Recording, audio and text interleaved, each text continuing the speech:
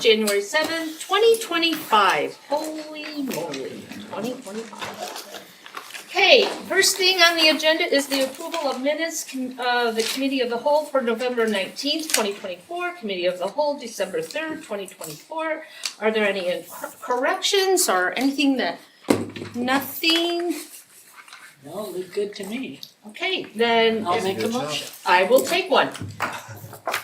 Okay, just a sec. I will make a motion that we approve the minutes for the Committee of the Whole for November 19th and December 3rd, 2024. Okay, all in favor, say aye. We need a second. Oh, I'm I sorry. second it. He already did. See, he said it in my ear and Mayor heard it. And I was ready to say aye with you. So there you go, it's done. So everyone say aye. Aye. Aye, thank you. Okay. So now that that's all taken care of, thank you, Paul. Anytime. You got my side. It's gonna be a long Okay. effort, isn't it? What? It's gonna be a long effort, isn't it? No, it won't. It will be very quick. Okay, number one, Economic Development Corporation of Utah, EDC Utah. Presentation, Elvon Farrell, Greg Bisping, and Scott, Cuthbertson, thank you. yes. With the EDC Utah, you have 30 minutes. Okay, perfect. Let me pass around some papers here. This is a economic impact report on the work that we've done and its impact on Murray City.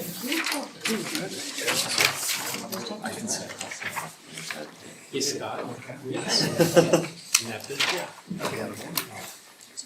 I don't know if you can reach him. I'm not that short. Swap with that. Okay, what happened to my? Thank you. I'll get surrounded here. We're gonna get the text set up quickly and so just be honest.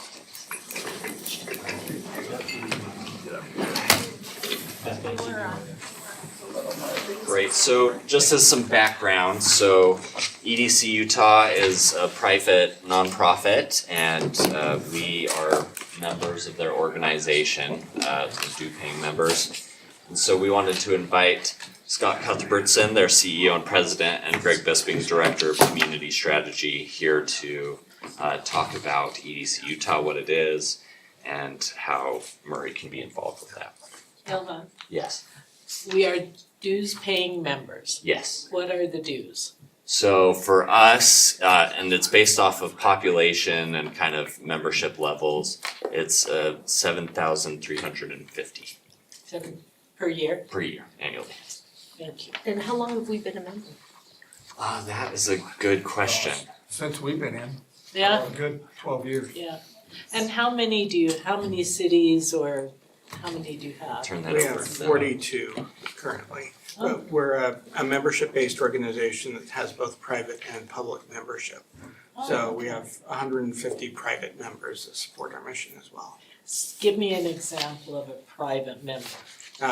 So development groups like the Gardner Company or the Boyer Company would be one Oh, that okay. supports our mission.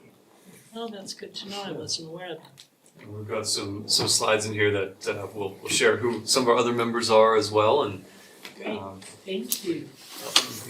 No, I'll turn the time over to you. okay, excellent. Well, we really appreciate your time. You know, it's valuable. And Mayor, thanks for having us, council members.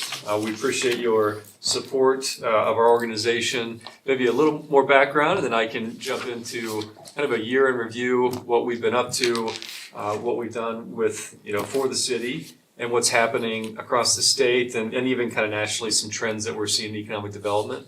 And also how we pivoted our model a little bit, and I'll tell you why that is and what that looks like. Please interrupt me as we go. But just kind of at the outset here, we've been around 40 years roughly. We were set up back in the 80s. As Greg mentioned, public-private partnership. The mission is to create great jobs and to catalyze economic opportunity across the state. And that is what we're all about. We're primarily known for corporate business recruitment and expansion. So we help bring great companies to Utah. We help those that are here stay here and expand, including in Murray City.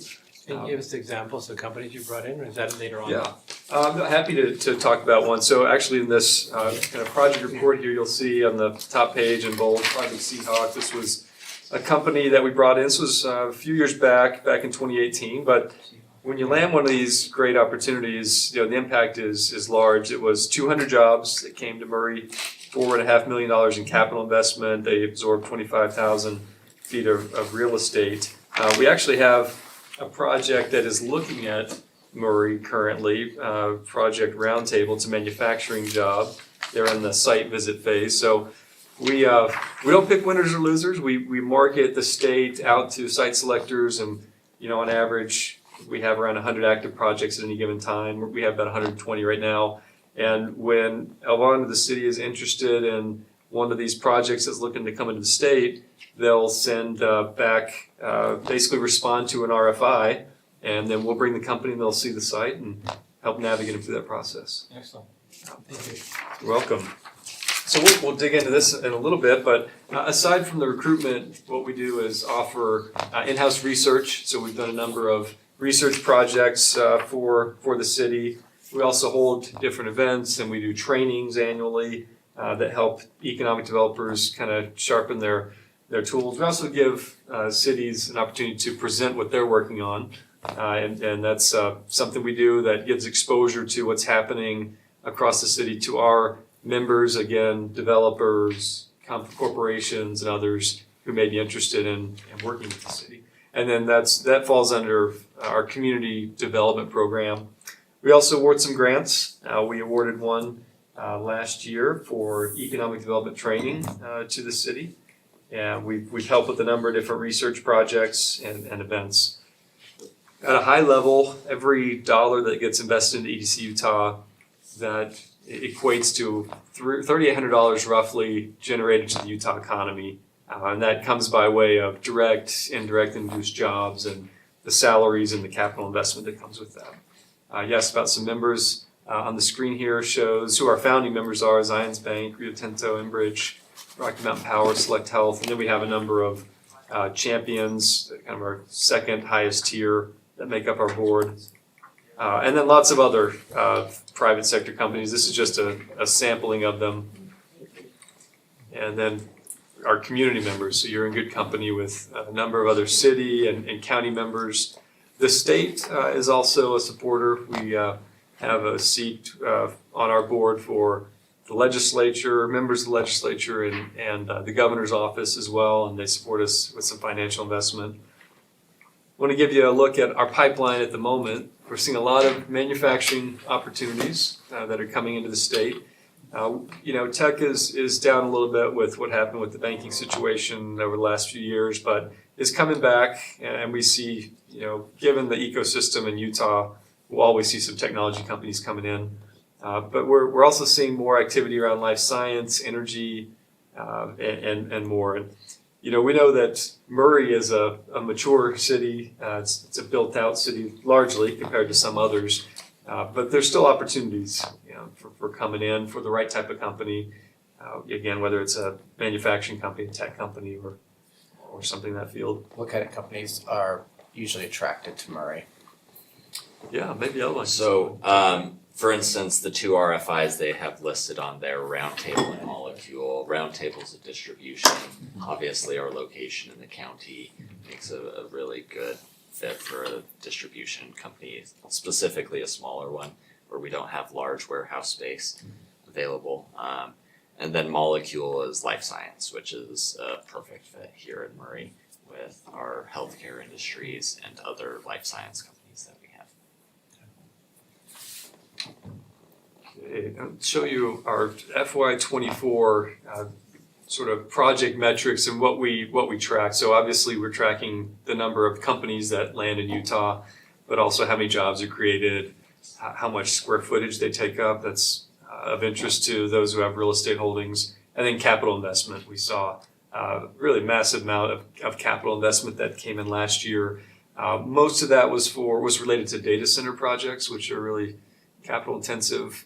And that's a trend that we're seeing. There's a lot of data center companies trying to find a home in Utah, and pros and cons of that type of operation, but we're seeing those come into the market.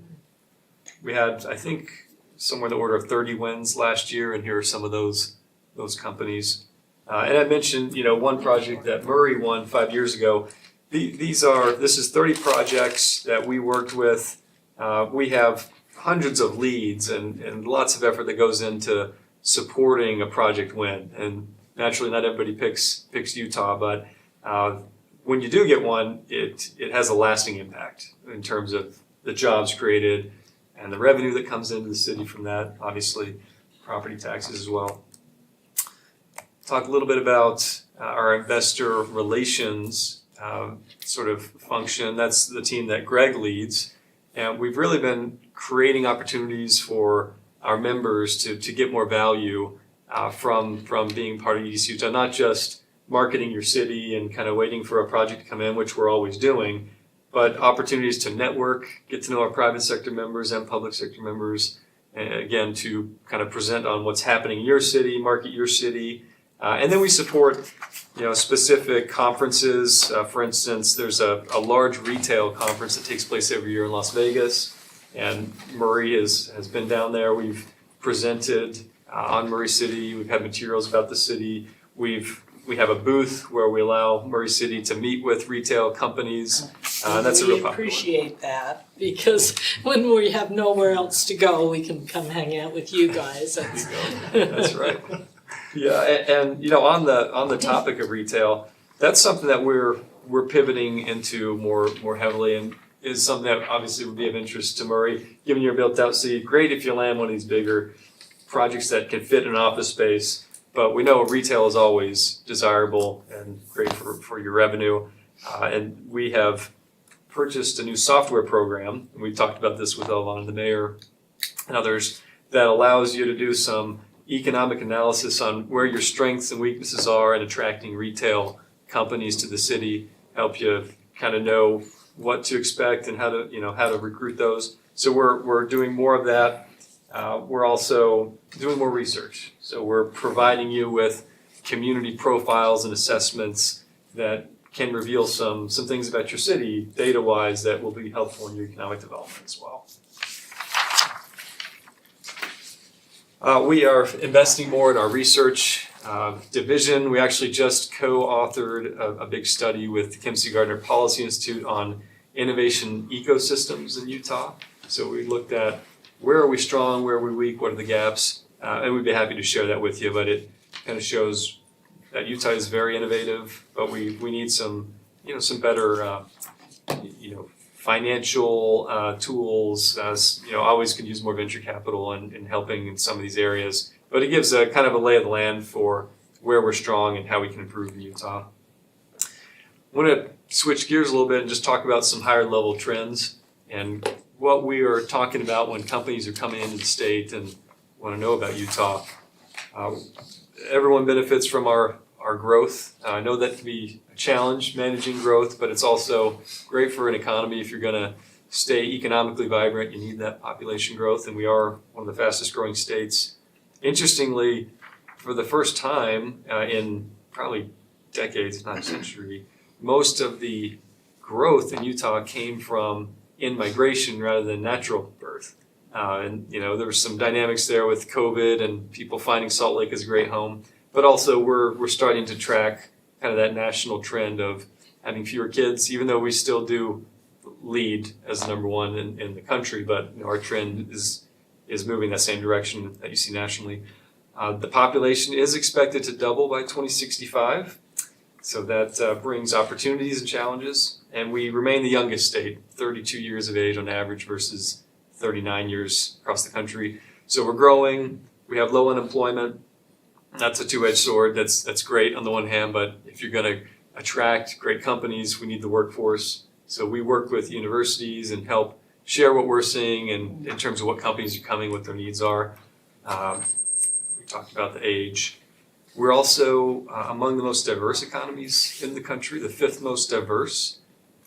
So we are very strong, especially in advanced manufacturing, aerospace defense, life science, technology, and financial services, as well as energy. And this is kind of eye-opening for a lot of companies that we work with. When they come and they see kind of the market that we're promoting, which is the whole state, but in particular, most of these jobs come into the Wasatch Front. The Wasatch Front, as a metropolitan area, is on par with Orlando, Charlotte, Cleveland, Sacramento. That's where a lot of companies are looking at when they come into the state. So, yes, they want to look at, you know, Murray for the real estate and for the amenities and access. But they may land in Murray, but have looked at the whole county, or even more broadly, what's the labor pool they pull from. Opportunities and challenges, we talked about the growth. You've heard of the NIMBYs, but now the bananas have come out. This is the build absolutely nothing anywhere near anything crowd, which we understand. No one likes the traffic or the bad air quality and and so forth. But Built absolutely nothing here. I didn't hear you, sorry. there's quite a few bananas out there. But you know, it's kind of incumbent on us to help talk about why it's still important to grow the economy, you know, and that is part of the answer to sustaining our quality of life. You know, I believe that as long as we have a great business environment and we have these great mountains around us, we're going to continue to see people come into the state because we're cheaper than California. The costs have gone up, but we're still, compared to other places, we're a great place to live and do business. And we believe that by proactively building business, you bring in the revenue to invest in infrastructure and things that can help sustain that quality of life. So that's part of our mission. That's why we're not as focused now as on raw job growth, but we want to be thoughtful about the companies we're bringing in and where they're going, and provide some research, thought leadership on that. But at the end of the day, we're all about creating great jobs. So that's the presentation that we had. Love to answer any questions that you have. This is really helpful because, you know, we would see the line item, right, Mayor? We would see and we would wonder, what do these guys do? Well, that's why I asked them, I said, would you guys come in and explain, Yeah. 'cause we really didn't know. We just knew that we had a nice place to sit. For $7,000. There should be a gold chair. Yeah, so this is really helpful, so thanks for coming in and reporting to us, I really appreciate it. And if you could do this every once in a while, if you're able, let us know if you're able to bring in businesses and companies, so we can, then we'll even appreciate you more. There you go. Absolutely. And I do think part of that, they do work with staff quite often, and we can definitely do a better job of presenting to you how we're working with them. Yeah, that'd be awesome. So when we bring a business in to do a site tour, like Project Molecule, we can report that back to you and let you know. Sorry. Besides you, who else do they work with in the staff? I think it's been mostly me. You, okay. Who was it before you? Was there anybody? Probably Jared Hall. Okay. Been the one Okay. who worked most with Alright. EDC. Did you work with these guys? I did. I thought so, that's how I knew you, because you hung out with these guys. Yeah. I came to Murray from EDC. That's what I thought, okay. I always introduce myself as the new Elvon. New and improved. You've got a good one here. Oh, we know. We're keeping him. Thanks so much for Okay, Thank you. Okay. Let's go on to discussion item number 2. My notes, discussion on a resolution opting into and authorizing participation in the Utah C-PACE program to facilitate finance C-PACE projects, authorizing an agreement with Sustainable Real Estate Solution Incorporation to administer the City C-PACE program. Elvon and Edie, welcome with Sustainable Real Estate Solution Incorporation. 30 minutes. It was, but we just want to make sure we have everything all covered before you do. You're stuck with me again. So So this. So much last time. I know, right? Yeah.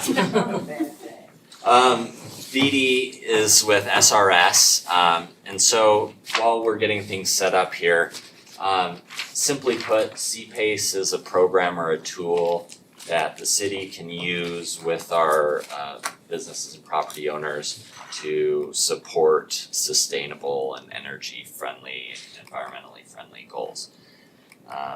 Basically, we do that through the CPACE program, which is administered or managed from the Office of Energy Development and then administered through SRS. And then a property owner is able to opt in to this program, which would put an assessment on their property, which would allow them to then pay through property taxes. Basically, yeah, okay, we'll let Edie explain. I love that. But PACE has been enacted in like over 38 states, but each one does it a little bit differently. So Colorado is through their property tax system, and Utah, not at all. So I'll go over kind of some of the highlights of the program. If you have questions, let me know. Well, my first question was there a business that wanted to do this, but was waiting for the city to approve this program? Yes. Was there a business? Yes. There's a Could you gentleman, let us know the business, or is that still confidential? If it is, that's fine. I can tell you that it's Paul Dowland, who's a gentleman. He had two businesses, one Dowland Tile and the other Utah Storage. He is looking at projects to improve their energy efficiency in a number of factors. Both these projects would be in excess of $1 million, so they're, at least in my mind, fairly significant. And I was introduced to him, or he was introduced to the program through a contractor who's very familiar with CPACE. Okay. So I was have, reading the and- material and I thought, was there something that? it's, yeah, he actually submitted an application, which is how we can tell whether people are serious, because they have to fill out, quite Right. a bit of information. And all of the information we put together is shared with the city or county. So Okay. just so you're aware of that. So I will, am I good? Oh, okay. So CPACE, or Commercial Property Assessed Clean Energy, is a program, as mentioned, that the administrative responsibility is the Office of Energy Development. It's been in statute now for a number of years. I've been involved, and SRS has been involved since 2018. And I'll just tell you a bit about the program. You can interrupt me at any time. It's enabled, as I said, as part of statute, and it's to promote energy efficiency and water conservation. It also, in Utah, includes seismic upgrades. They're not energy related, but from a resiliency standpoint, and because they're so expensive, that was seen as something that would be good for the greater good. So what the owner does is request that a voluntary special assessment be placed on their property. Now, in Utah, it's equivalent a water or sewer assessment. And the reason the city or county would even be involved is they are the entities that have the right to place such an assessment. So in Utah, unlike a lot of other states, there's no relationship to taxes or the taxing authority. I'll explain the process a little bit more, but it's directly managed once the lien is placed and the loan is placed by the third-party lender. So I'll explain that a little bit more. It's directly between the borrower and the lender and not through the jurisdiction. The program in Utah applies to both existing buildings and new construction, and there's also a provision for a look back, which allows owners to refinance improvements that have been done within the last 3 years. So they can have been completed, but it has to be within that time frame. And this is all statute. So the program benefits characteristics, it's performance-based. So unlike market value appraisals, these projects are underwritten based on the building performance. It's doesn't require a personal guarantee. Obviously, the lenders are gonna look at the financial, aspects of the owner's capabilities, but it's primarily focused on the efficiency of the building. In statute, these loans are eligible for up to 30-year terms, which are fairly lengthy. It's fixed rate, non-recourse financing. And again, the ultimate goal of the program is to promote energy efficiency and water conservation. So fixed rate is 6%? The fixed, well, no, the fixed rate is actually negotiated between the borrower and the lender. Where did I see something about that percentage? I'm not sure. We, Because I imagine. because the lending environment has been so, the state did not want to get involved in negotiating, you know, Yeah. with, between lenders and borrowers, so that is all done directly between the lender and the borrower. Yeah, so that, ultimately, this is a way to get private financing through the lender, and then it would just be paid back through the assessment. And the city facilitates it then, correct? Yeah, I'll get to a little bit better explanation, thank you. There's a little chart in the corner that shows that the repayment is set, whereas as we all have kind of experienced increases in energy costs, like 30% as of last year. You can't really control the costs, you know, over time, but you can control the consumption. And if the building is more efficient, then it's gonna cost less to run. And that's where a lot of the value with this type of financing is it encouraging it to be a more efficient building. So, you mentioned the lending, the last bullet point, third-party lenders provide competitive lending options. So in Utah, we have more than 30 capital providers who have signed up with the state. They've been through, you know, an indoctrination of what the program like is here and provide some good competition for various types of projects. So what's eligible? Basically, almost any kind of commercial property. Here's a list, you know, office, commercial, industrial, retail, hospitality. Utah does not have residential PACE, but it does have multifamily if there are 5 or more units. So they look, you know, again, energy efficiency and water conservation measures, EV charging, seismic, and their related soft costs. So energy audits, feasibility studies, environmental cleanup, those types of things are also included in the loan. As far as fees or costs of the program finance fee is 3% of the loan amount. That's what I was getting at. Okay, there you go. I knew there was a 3 or 6%. Okay, thank you. So that is paid only if a transaction actually occurs, and that's paid by the borrower. This program has no cost to cities or counties. And I know from the last discussion, you were talking about information, whatever. SRS, as part of their services agreement, we provide, and before the pandemic, I did on a regular basis, workshops, you know, for contractors or other interested parties at no charge.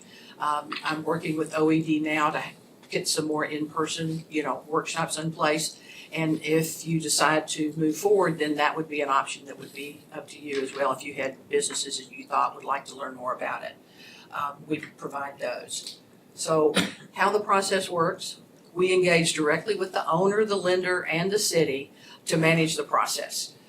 Typically, folks will reach out to me, or their lender will reach out to me, or their contractor, and they submit an application directly to me that it can be filled out and submitted online. We have the requisite documents for the lien assessment and then assignment. These have all been vetted initially by one of Utah's assistant AGs. So these are documents that have been used for a number of years now. With minor changes, you know, they're pretty straightforward. So Elon has those. SRS, as it says, coordinates a statutory and technical review. SRS has engineers on staff that can assess, you know, the information that we're given relative to meeting code compliance requirements and technical requirements.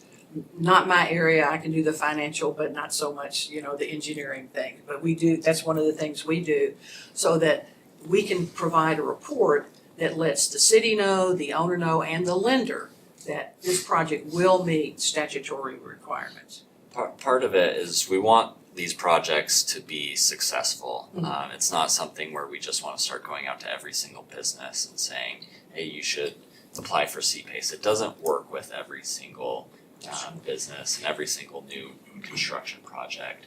So it is nice that SRS is able to then analyze it. They also want to see the project be successful, meet the energy requirements. And so that's just another kind of safety net that we have, that these projects are vetted to make sure that they make sense with this program. And that's one of the reasons we were hired to administrate it by the state, is we do have experience. I personally, my background is valuation and consulting, commercial, and I specialized in high-performing green buildings, solar, that type of analysis, what the business case for that is. So, you know, I want this program to work for people. If the numbers don't work, it doesn't work. And so, you know, it's just a very pragmatic approach to helping folks if they do want to do more to create a more, you know, efficient building environment. So, as I mentioned earlier, there are two different types of approaches. Either it's an existing building or new construction.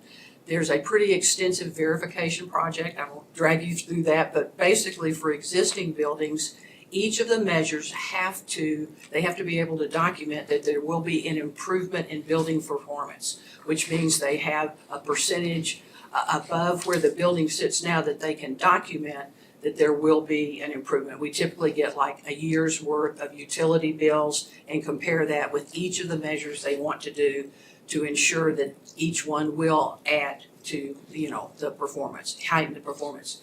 With new construction, if they're able to provide all the documentation, they can get up to 35% of their cost in financed through CPACE. Now, they don't have to take the full 35%. They figure out with their, you know, financial folks how much of their capital stack they want to use for CPACE. We have Excel templates, et cetera, that they fill out that we review to ensure that they do meet those requirements. We create a report, as I mentioned, that goes to the city, to the lender, and to the owner. This is just a typical excerpt, and this particular owner chose to use 20%. So, you know, it can take any amount up to 35. The majority will take the full amount, but a number, you know, we'll just pick, like I said, what works best for them. There are details of how much savings or, you know, what different systems might generate, and this is just an example, you know, an excerpt from one of the reports as well. You will get, before any documents are signed, you know, before the transaction is completed. So while the technical verification is ongoing, the owner and the capital provider are negotiating their financing. The owner requests that the city place a voluntary lien on their property, and at the same time, when the city levies the assessment, they concurrently assign it to a third-party lender. So the city is more of a conduit. The projects that have, it is noted here, that have existing financing, their lender needs to consent to that. All of those steps have to be met, all of the requirements have to be met before any of this, you know, can be completed. Once the lender is assigned the assessment, they take full responsibility for all collection and any enforcement that may occur, and indemnifies the city going forward, so that the city is technically out of it. And then after that, and closing is enacted, then the owner receives their funds. So. And that's been a key point as we've been meeting, and talking with GL. We've talked to the city attorney at West Valley as well, who has done this previously. We wanted to know kind of what the risk is to the city since we are placing this assessment. It's a voluntary assessment, but if financing goes wrong, if they aren't paying this back, we wanted to know what would happen to the city. The state has set it up very well that we are able to assign this to the lender indemnifies the city and takes on that responsibility. You mentioned two things. One, like, Can I ask a question real quick? I just want to ask a question. You talked about, and I don't remember this part, but the part about where it's starting out in the cities before they give it to the lender. Mhm. Do we have any responsibility if they happen to file bankruptcy before it went over to the lender? do we hold any responsibility for that? No, Okay. you do not. And like, the documents are written such that, you know, the whole purpose was to, transfer that responsibility. If it doesn't, if those things, if they declared bankruptcy, then the loan wouldn't get finalized, the transaction wouldn't. So it's not finalized when it's in our, until it goes to the lender, it's not finalized. Correct. Who would monitor it from the city side?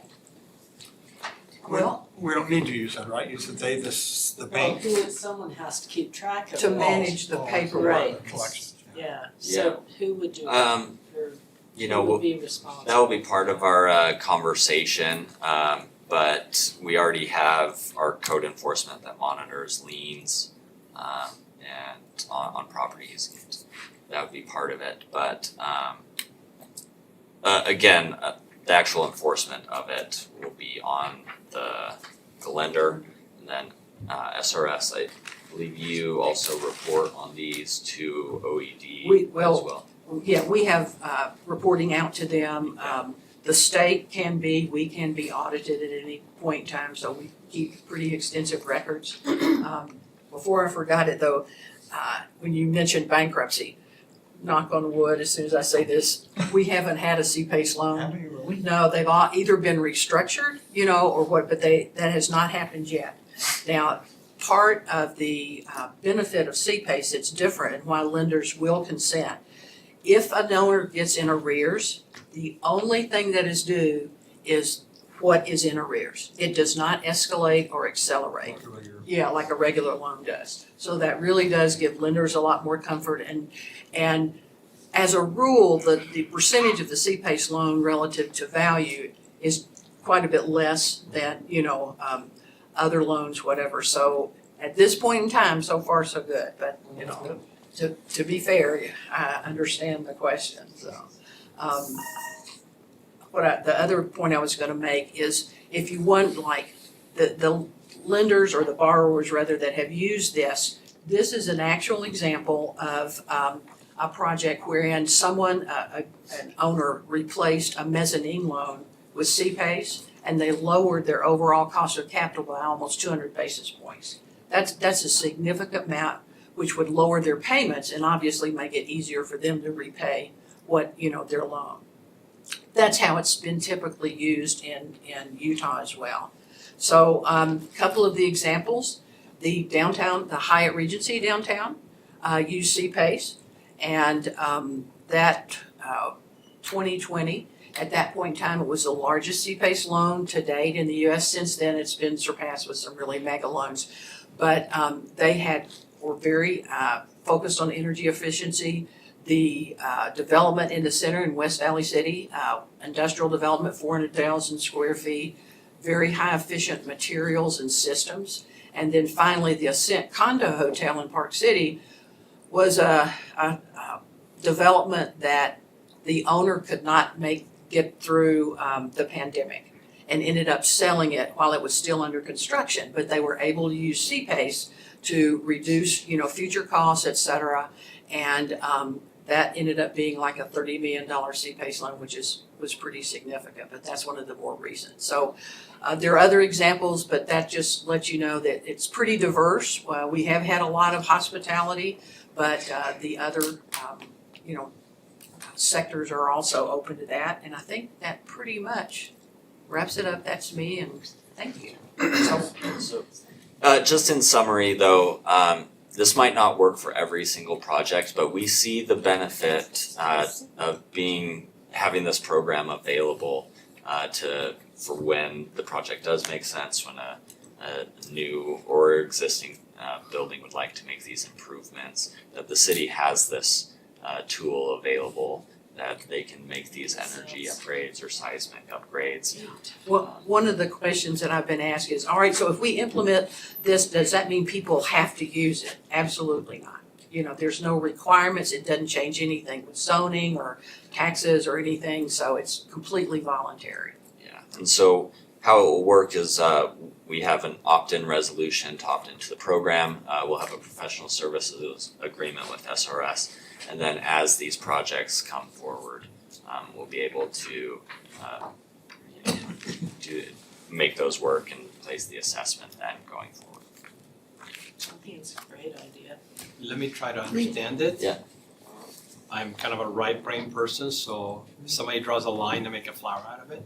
So let me understand finance stuff here. So there's a service being offered. We're looking at entering into some kind of agreement with that service being offered. That service will help the companies better finance their projects, energy efficiency type of project, water saving projects. There's no cost to the city. There is. It's paid by the individual, a percentage of the loan that they get. But we're just sort of the, hey, look, there's something available for you. Come and get it if you want. You're the conduit, actually. You know, it flows through you, because you have the authority to make this type of assessment. The state has set it up that it That's protects the cities or counties Yeah, wherever I the got jurisdiction. that. I just want to make sure what was our, Okay. so we're sort of going, That part hey, was missing. we like this. We have the Why do you authority need to us? place that assessment. Because you're the entity that can, and Okay. you know, in Colorado, it's a little bit easier to deal with because once a county opts in, then anyone, any city or whatever in the county can use it. In Utah, the way the statute is, every single city and county have to approve it individually. So it's, you can't just get a blanket. So approval. West Valley's the only city so far, or is there other cities? No, Salt Lake City's, we've had several projects, Okay. Park City, Summit County, Okay, oh yeah, Yeah, Park City, so- yes, okay. Layton, Orem. Yeah. I'm just like, Awesome. I know Almost you too need good us, to but it's kind of like, do you really need us? Can't you just, Not according to the way they set the program up. We had the same thought, Yeah. is it does seem too easy, or, you know, Yeah. where's the risk gonna come back? And it's been a lot of conversations, with the city attorney's office and looking into the program. But the state through the code has set this up, so there is very. One other point that, just remembering back why we were hired, SRS has a lot of experience, but the state, rather than administer it, like in statute, they are the administrator, but they have the right to hire a third-party administrator, which they wanted to do because we have, Southern expression, no dog in the hunt. You know, we probably won't be accused of showing favoritism to one developer or another, or one type of development. We're third-party, independent sign-off. Yes, this meets the technical, so that takes the state and the city or county really out of that discussion. This is, we have engineers that are experts in their field, so you basically are turning this process over to a group that the state has vetted. We went through our process to get them request to be hired for this. And it really is a matter of making sure everybody's bases are covered. You're not making these decisions. Right. This is about, does it meet the statutory requirements? And we can sign off and say that it does. So it's kind of something that we can offer our citizens or support them doing. A lot of this a lot of the cities, our relationships have come through economic development. Because it's a tool, that you can say you have, that people can use if they choose to. Yeah, that's a good way. Yeah. This is a hard question to ask in front of her, but is this the only company that does this in the state? Or are there others that also do the same thing? And if so, should we be also listening to them and their presentation? No, that's a great question. The state has identified specifically SRS. Okay. Okay. As the administrator through, And we went through an RFP process. All right, and I just wanted to ask that question. And that's No, perfect. it's a You great do not offend me at all. As I said, my background, valuation and consulting, and I was trained by a gentleman that I prepared for court on a regular basis, so. You're not- I love it. Thank you. yeah. You're welcome. It's gotta make sense, Yeah. Yeah, We'll let certain projects know about this, and obviously if there is interest, we'll then work with SRS to make sure we evaluate and make sure it makes sense, and make make sure it's a successful project. So when you say we, that means you? Or is it somebody else in the staff? To evaluate it, Yeah. it would be SRS who would be evaluating. But who would facilitate that?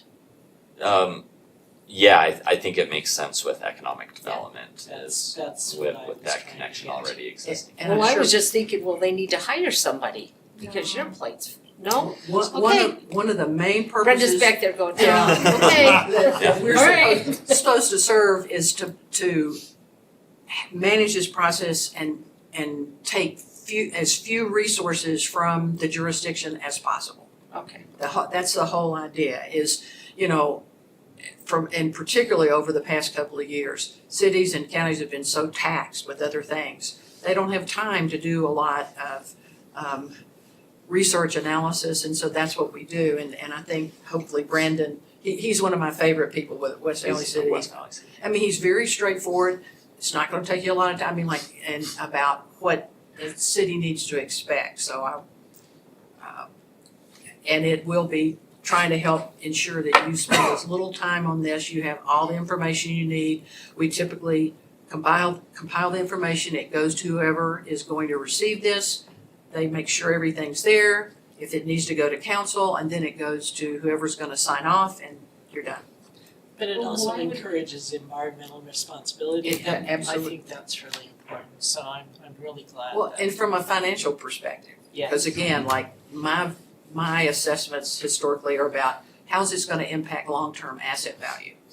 And over the last 20 years, energy has played an increasing role in investors and how they look at property. So it's Why would it come to the council?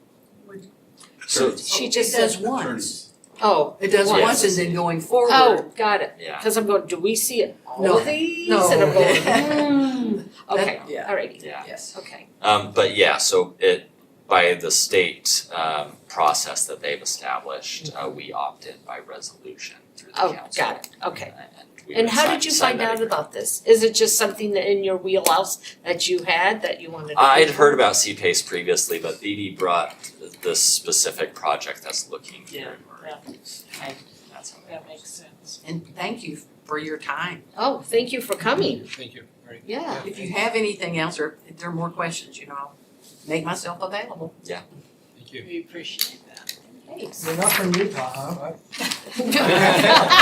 Southern Utah? There you go. I love that. Oh, you're savvy enough to know Southern Utah, so I'm impressed. I have lived a few places, overseas here, but I fell in love with Park City Is that where you're at? and that's where I live. So the draw's from, Tennessee, Georgia, I knew you said, Georgia. Australia, Mike. Georgia, Canada, Wow. Oregon, Washington, Park City. Wow, I didn't pick up on only one of them.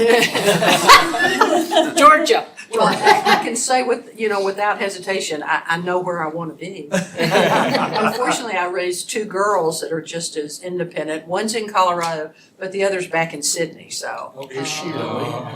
Wow. It's beautiful though. It gives me an excuse to visit. You know that's where Karen I'm sorry? Lang, the mayor of West Valley, her daughter was Oh, in Sydney. They just got back. So I'll awesome. have to ask her. Good to know. Thank you very much. Thank you. Thanks, Stevie. Okay, we're on to discussion item number 3, Power Department report from Greg Ballant, presenting 20 minutes. Hello, Hello there. Happy New Year, Yes, happy New Year. or whatever. Let's get this thing going back in.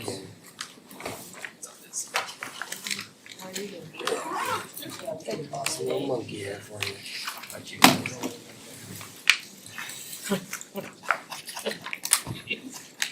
Well, we already grand old one? taken care of that at our house. You better take care of that.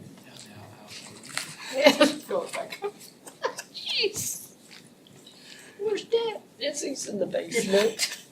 In the freezer. Hey, well. Everything. You can see my taxes, everything you want on here. Wow. There Let's we look at go. those real quick. Can we take 5 minutes and just go over that? Let's look at your financial. Brenda, come on up here. Let's look at his financials. I guess I don't really have to do this. It's gone.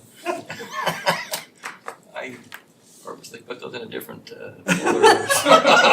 Obviously, Well, if you'd have pulled that up, that'd have been awesome. We could have seen yours before we saw it. There we go. Oh my goodness. well, welcome, or sorry, welcome, yeah, thanks for letting me be here today. You're welcome. Council. Mayor, thank you. Here we go, let's just jump right in. So I thought tonight, I think I've always said this, our greatest asset as a city, and I think as a power department, is our employees, right? And that's, the city represents, you know, what they represent, but our employees really things come along. So I just kind of want to, I'm going to pick the forestry today, and I just want to highlight them just a little bit. So, so Matt Erklin's, if you know Matt, I mean, amazing, he does awesome. You can ask him to do anything and he'll do it. He's our forestry supervisor. And under him is the forestry division that's composed of 4 two-man crews. So we have the forestry crew supervisors are Shane York, John Johnson, Austin Phillips, and Derek Neal. And then we have utility arborist Dustin Jacobs, he goes by Monkey, Tom Pugmire, Austin Howard, and Tyson Melee. And he's our newest hire, and we're glad to have him. Out in the world, it's hard to find people in this line of work in forestry, substations, line crews, metering. The technical fields are hard to come by. Anybody that, I mean, the new generation doesn't seem to want to go into these technical fields. We got to figure out how to get them interested because, I mean, they're amazing jobs, and but our forestry, I mean, they're amazing. So we're grateful to get Tyson. I've known cities that have had forestry positions open or arborist positions open for over a year. They could not get any. They couldn't find anybody to come to work, so they finally, I think, had to do apprenticeship. So we're grateful to get Tyson. He comes very well qualified, and so he rounds out our crew. I will let you know. I'll be probably looking at the budget this year to maybe do something different with our arborist division, but we'll go through that process and we'll talk about that later. But just planting that seed right now. So I understand that you have different crews for different areas, from the west Correct. side to the east side. Yes. Like one crew takes care of the east side, one crew takes care of the west side, is that yeah, correct? yeah, they all Yeah. have different areas that Yep. that is their I was talking to sole, one of your. yep, sole and they were saying, responsibility. we're on your side. Yeah. And I said, okay. And so Cause I was wondering who was trimming my tree. and if you think at one of our first snowstorms, it was a heavy wet snow, right? Mm-hmm, And the leaves were still on the trees. mm-hmm. I don't think we had any outages related to trees. Thank you. We don't talk about these things normally because we don't want to It's jinx not- ourselves, and I'm not superstitious, believe me. Hey, but squirrels? That's Squirrels? That was in our, that's what we talked about Wait today. till my next slide, He's we'll gonna talk. send it out, because everyone's going like, oh, those cute squirrels, and we're going, yeah, they're not that cute. The cutest ones are like, ugh. It is Or the it ones is that are kinda on sad. calendars. Yeah. It is kind of sad because there are, No, they are cute, but they do a lot of they're doing a lot of damage. damage to our system, correct? Yeah. So let's just look for 2024, our forestry crews pruned 870 trees, removed 218 trees and other vegetation within Murray City's overhead power circuits. That's awesome. They maintained 668 street trees. They removed 218 of those for different reasons. Some are dying, just need to be replaced, and it's up to the homeowners if they want to to buy a new tree to put in its place. But I think that's a great thing that we offer our citizens, and I think it's nice. If you look around Murray, I think the street trees are amazing. It helps the look of our city. It was one of the things that drew me here 25 years ago. Oh, yeah, Literally. yeah. Are we still Tree City Yeah, USA? we're coming right up on that one Hey. too. We'll talk about that in a second. Oh, But, I'm sorry. so they maintained 668 street trees and removed 198 of those were dying or damaged in the city infrastructure. Then they planted 89 trees throughout the city for a street tree planting program, which that's about our max we try to do every year. Otherwise, it just overwhelms us. So there's like a lottery system almost. As soon as I can't remember the dollar amount exactly. when I did it back in the day, I think it was like 40, 30. I think it's a little more than I that think it was now. like 60, 70. It might be 80, I can't remember, sorry, I don't have the exact amount in But front of me. that's a great But book. it's a good program, I watch it's maybe 240, I don't know, I don't think it's that much, that's probably what we pay for the trees, but we pay more for the trees and pass them on to our citizens, but just don't quote me on any of that, please. So this is the one I like right here. There are 6 tree caused outages according to our outage report summary for the year. It's less than 2% of our outages. So if you think about all the trees, if you just drive around and look at our power lines, look at the trees, see how many trees are close to our power lines. Our forestry division, I'm sorry, they are just amazing. They are. You And know they're what they're great at also, you call them up, I've had people around where I live, or I've had people tell me recently that they're right in the power lines, they came right out. Yeah. Cut them down, Yeah. trimmed them. Yeah, they'll whatever they remove need to them, do. they'll clear them as much as the citizens let us take. Yeah, it's a If great they'll let us service. remove them, that's great, and then they can plant a tree somewhere Yeah. else. That's not right underneath our power lines, but That's a great percentage. yeah, And and trees are the number one cause of power outages in Yeah. the nation. To have that low of percentage is Yeah, pretty it's- outstanding. so that's pretty impressive. So I just say tout our forestry guys, they're amazing. So here we go. Murray City received its 47th consecutive recognition as a Tree City USA. Wow. And Murray is one of the first cities in the state of Utah to be granted Tree City USA recognition. So I think that's awesome. Yeah. And And remind me how we get that designation. there's a few things that we have to do. We have to have our tree committee. We have to put so many, I think, hours into the tree program. We do an Arbor Day. I mean, there's a pretty long list of things that keeps us in that, and we make sure we check all those every year. We don't want to lose that because it's pretty awesome, pretty amazing. I think. So it's not number of trees that we have planted? That could be part of the problem. That is part of the problem. No, I'm just kidding. But it's all based on just this criteria that we meet every year. It's amazing. I think it's an amazing thing that we're involved in. So we're happy to facilitate that every year. So Amount of trees is something like 1 per acre or something like that. It's not a very high percentage, but there is a tree per geographic area that you have to have Okay. as part of we being tree meet city. that really well, I think. So Yeah, we're clear. as you can tell. Cotter's help with that. Yeah, thank you. Love my trees for my squirrels. Hey, yes. Okay. You're the problem. Next. So then our forestry division, they participated in the 2024 Utah Tree Climbing Competition up in Logan, and one of our arborists, Tom Pugmire, he competed amongst for the arborists, and he did very well. And it's just fun. It's something that we go participate. We help judge that contest, and it's something we love to be involved in. We've had it in our park before, so it's pretty neat. So it'll come back to our park eventually again. So. You would have sent Monkey up, you would have won that. Yeah, he had the chance. I'm just looking at that slide. I like that. If you went by Monkey, you must be a good climber, right? Yes. I'm just saying, if you're watching. I'm gonna call him and tell him to tune in, and we'll mention his name one more time. At minute 58. There we go.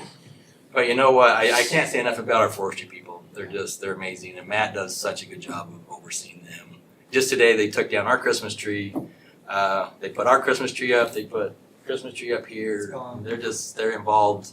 You're holding it together pretty well. Ooh, man, So sorry. at 5:15 yesterday, we were still in a meeting, and I saw someone pull up to see the lights, and I thought, oh, I'm getting discouraged. I saw Matt, did he tell you? No. Come on, Matt. I saw him out, Doug and I were coming back from a meeting, and he was out there with everyone about 2 o'clock, taking everything down and all that, and I went, Matt, what are you doing? I said, next Monday.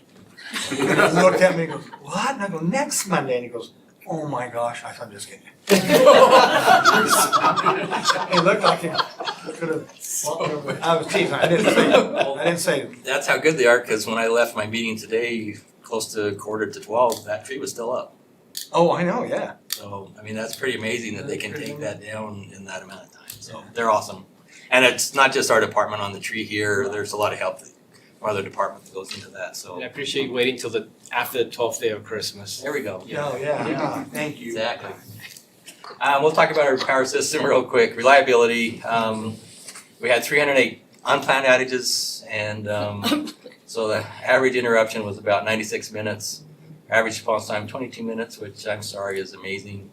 I live outside of any municipalities, so I live on Rocky Mountain Power, and we don't get that kind of response. That's why people live here. I mean, that's one of the reasons that draw people here is everything that Murray has. Yeah.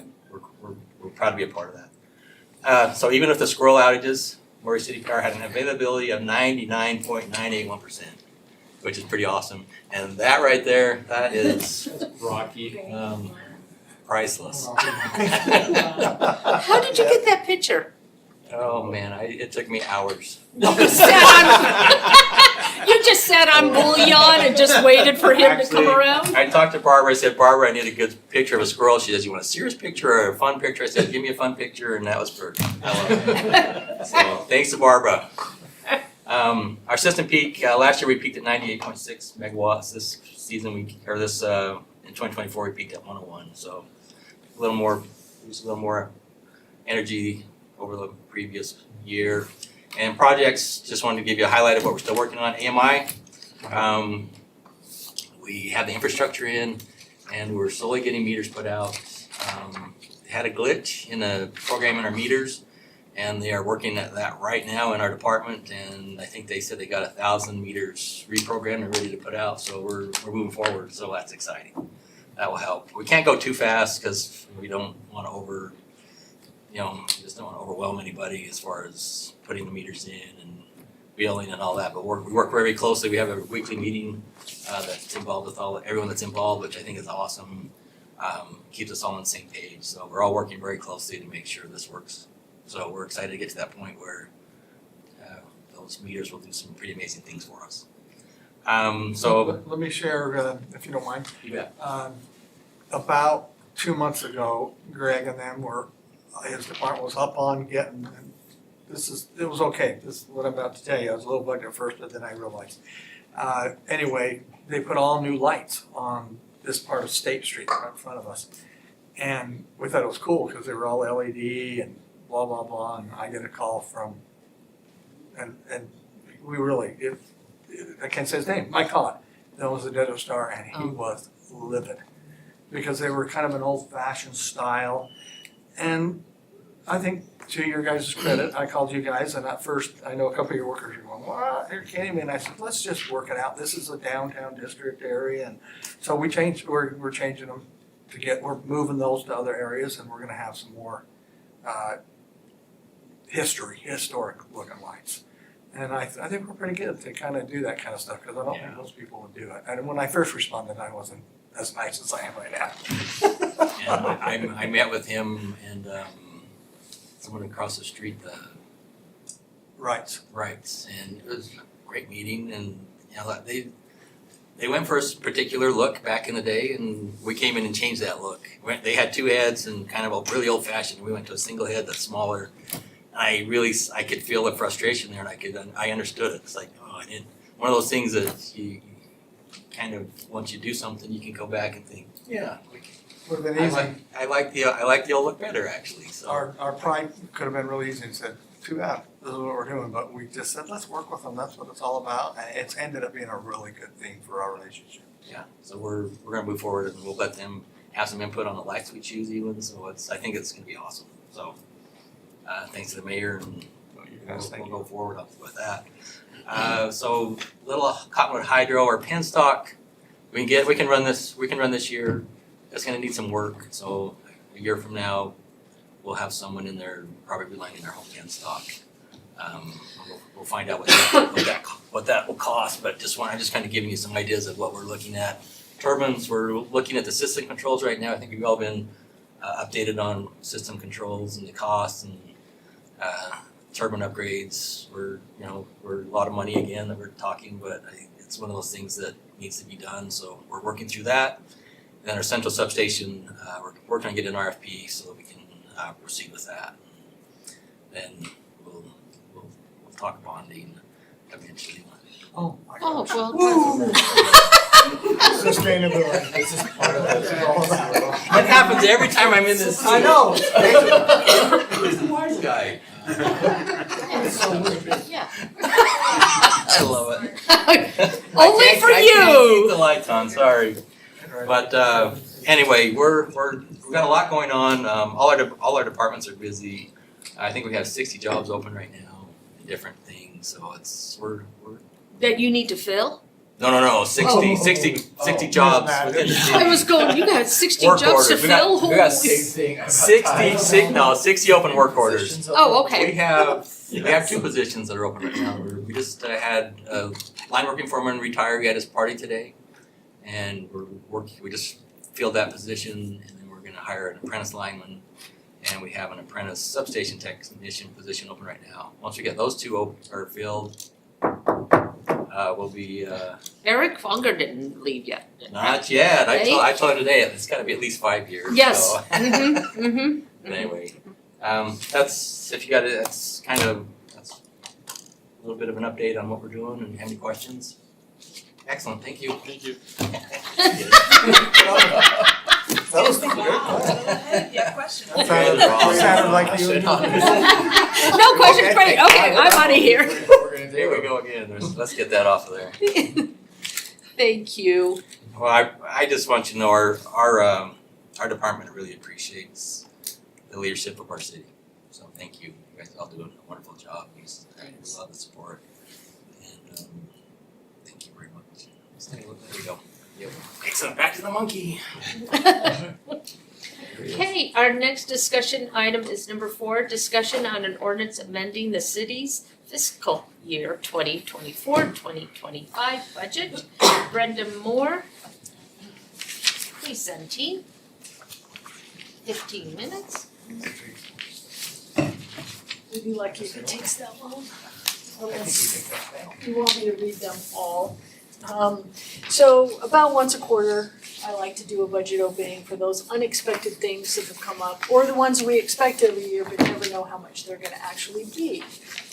So one of the things that this resolution will do, it will help me keep my no write-up from the auditor, in that it allows me to adjust the budget for the amount that I need to transfer to the CIP plan to keep us at 26%.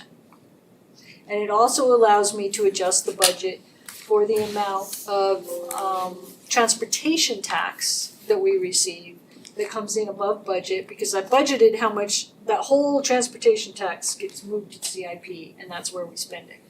Well, if it comes in above budget, I need to move it and I need to adjust the budget.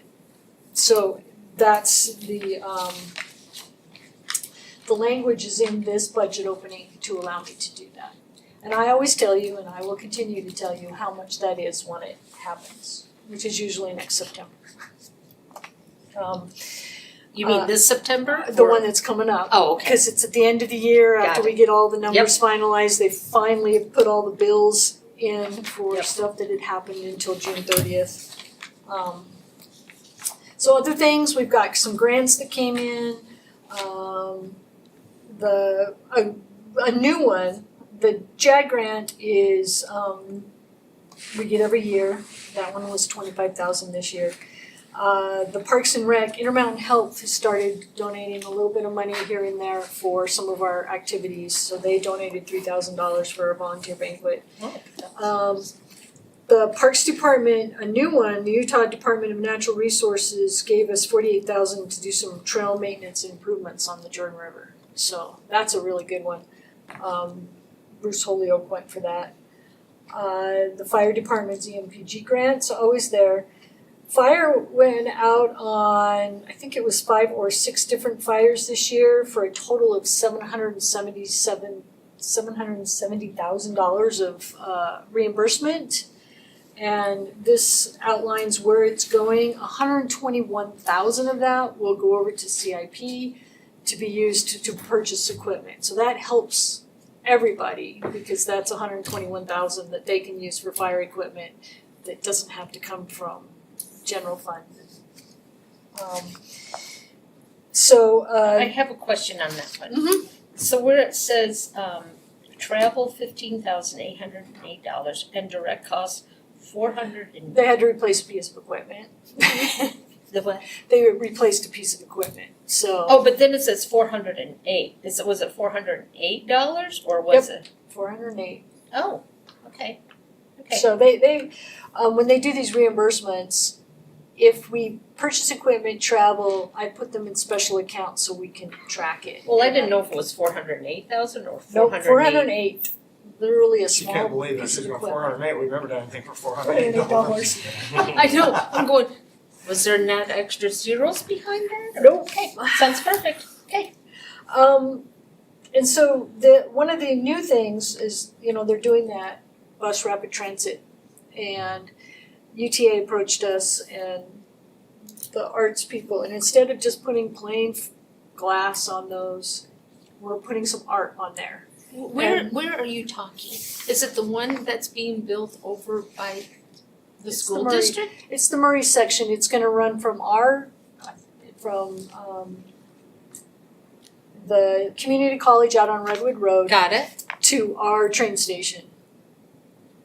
To Okay, the buses got it. come there, so Yes. there'll be a bus rapid transit, and there will be stations along it. So in the Murray stations, we are paying to put an art project on the glass on the stations for that bus rapid transit. Is there one that's being built by the school district on the north side? Is that one? That's one of the stations, That's one of I the was wondering stations. what was being built there, and they said, something for the school, and I'm going, So anyway, okay, so that will have so a that's piece of what this, artwork, yeah, okay. so Got that's what there's $30,000 is for, cause arts doesn't have the money sitting in their budget just to do something random. And then planning and zoning, you probably are expecting this for the short-term rental software so that they can just check on, Yes. get information. And capital improvement project, we already talked about the wildland fire. They've been working to replace this truck number 47. They did all they could to save money on other things for the overage, and they still need an extra $25,000. So they reused a truck bed on one of their other projects and did all this stuff, and they still need an extra $25,000. So this is using interest to pay for that. So I'm curious. Okay. It says, I verified the equipment they are reusing are safe and will do the job. How did you do that? I didn't know talked to you them. had those skills. But I put them through the third degree because She I was want driving back and them, forth. yeah, I want them, I She talked to drives it them. on the weekends. And I trust Josh that he would not put his guys out in unsafe equipment. And so I put him through the third degree. So are you sure that this will, if you reuse a truck bed? He said, yes, this one is a good truck bed. It's the truck that wore out, not the bed. Okay, Okay. that's how I just thought, wow, this is a side of you I wasn't. There's a lot of sides Sorry. underneath it. Change Overall, Right. I verify with Josh that I just had It just reminds me of back in the 50s. You got a pair of jeans, you're gonna pass it down to the next kid, just put the patches, pass it down to the next kid, make it Yeah, shorter. so sometimes they can reuse and they will reuse as long as, and I asked him 3 different times, are you sure it's gonna be safe? And they say yes. I say, okay. We had a truck back, I wanna say 10, 11 years ago, and the parks department showed us and there was a hole in the cab, in the bottom, and I said, you can see the floor. This isn't safe, and they said, well, it's what we have, and I'm going, oh, that's gotta be changed. We don't have those anymore. Good. We have a much nicer fleet now. The power fund, in the future, was going to get a arborist bucket truck. They found one that's available now. And the one that we are using, we're going to replace in the future, is having complaints from neighbors because it is so noisy and it's not reliable anymore. So we need to get that replaced. So we're putting that into their budget now. It will be taken out of the future budget. They need to have the good truck. So That's what this is for. And interest revenue, we're earning money that I didn't anticipate. Murray Parkway Fund, same deal, they had a ball picker, that's the thing that gathers up the balls in the driving range. Oh, thank you, because I didn't know what that was, I'm going, okay. And then they have an old one, it needed a new clutch, they could buy a brand new refurbished one for $9,500. And instead of the $20,000 that a brand new one would cost them. And so their interest will cover that because they now have a fund balance that is generating interest. And then the risk fund settled the case for $400,000, so we needed to put that in our liability. Some of it was reimbursed from the insurance company, and the remaining 163 will come out of their reserves. So what was a lawsuit that was settled for $400,000? Is that confidential? Is that confidential? It was. I mean, if we're gonna approve it, we should probably know what it is. It was a wrongful death, it was a settlement in a EMS case. So, Like Okay. a citizen. Yeah. Sue the Yeah, city for yeah. wrongful death. Okay, got it. so, it was settled, it's done. It cost, the settlement was $400,000 and our insurance covers everything above $250,000. Plus legal fees, so it wasn't just $400,000. Yeah. So that is what's in the budget opening. Any questions? That was good, thank you for going through and check that one. Yeah, that was good. The stories I make them tell me when they want to get money from the budget. That's the short version that I have in here. Yes. Especially if The it involves citizens you can't changing oil. I Yeah. about the noise, That's right. and if the taxes go up because they want a non-noisy I love that. bucket. That's I awesome. want a non-noisy bucket I truck. love that. Well, and I want a safe bucket truck too. Yes. And one that they don't have to run all the time because the batteries won't hold the charge, and so they have to run it to keep lifting the lift. So, it's not, Yep, we don't want that, that's. I'm first on the next thing, so I'm just. Is it just take budget? You are. Okay, we're on discussion item number 5. We'll just go as follows. Reports from interlocal boards and committees, 30 minutes, 5 minutes each. Utah Infrastructure Agency, Brenda Moore. Then Valley Emergency Communication Center, Metro Fire, and Utah Telecommunication Open Infrastructure Agency, Doug Hill. And then finally, Council of Governments and Wasatch Front Waste and Recycling District, we will be Mayor Hales. So we will just follow with those. Go ahead, Linda. Okay, so this fall, UIA has did another bond of not to exceed $19 million. I don't know how it got settled out. To fund some new connections and build out of new development areas in the cities. The cities are all built out, but when you have a new development come in, they follow it, and sometimes they even try and get in there while they're building it and get the Utopia lines in. So they need access, and they needed another bond. The revenues currently exceed their debt payments by at least $1 million a month. So they're doing okay. Wow. If they didn't have to pay back the cities for loans prior, Yeah. they may not need these bonding. They're kind of trying to weigh that. They had their first rate increase since I've been on it and since probably they started. UIA now charges $4 more to the ISP providers than they did before.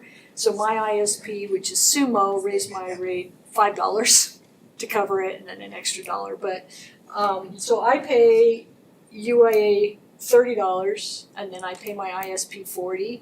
So for $70, my internet's never out, basically, and it's fast as can be. And then they're also starting to circle back on the marketing to the original cities and try and tick up some of the take rates. They're good take rates, but they're going back in and just gonna remarket to some of the areas so that as people move in and out, they're aware of Utopia. Although on Murray Citizens, when anybody says, I need an internet provider, they say, I like Utopia X Mission, I like Utopia. And I've never heard anybody say anything good about CenturyLink, so. We have Utopia Next Mission and we're quite happy. Yep. Yeah, we Of love course, So- we're old and we don't really care. But they are the fastest one around for Yeah. the price. And they do have some really fast speeds. They're Yes. more than that. Yes. If you really need your gaming to be really fast, so.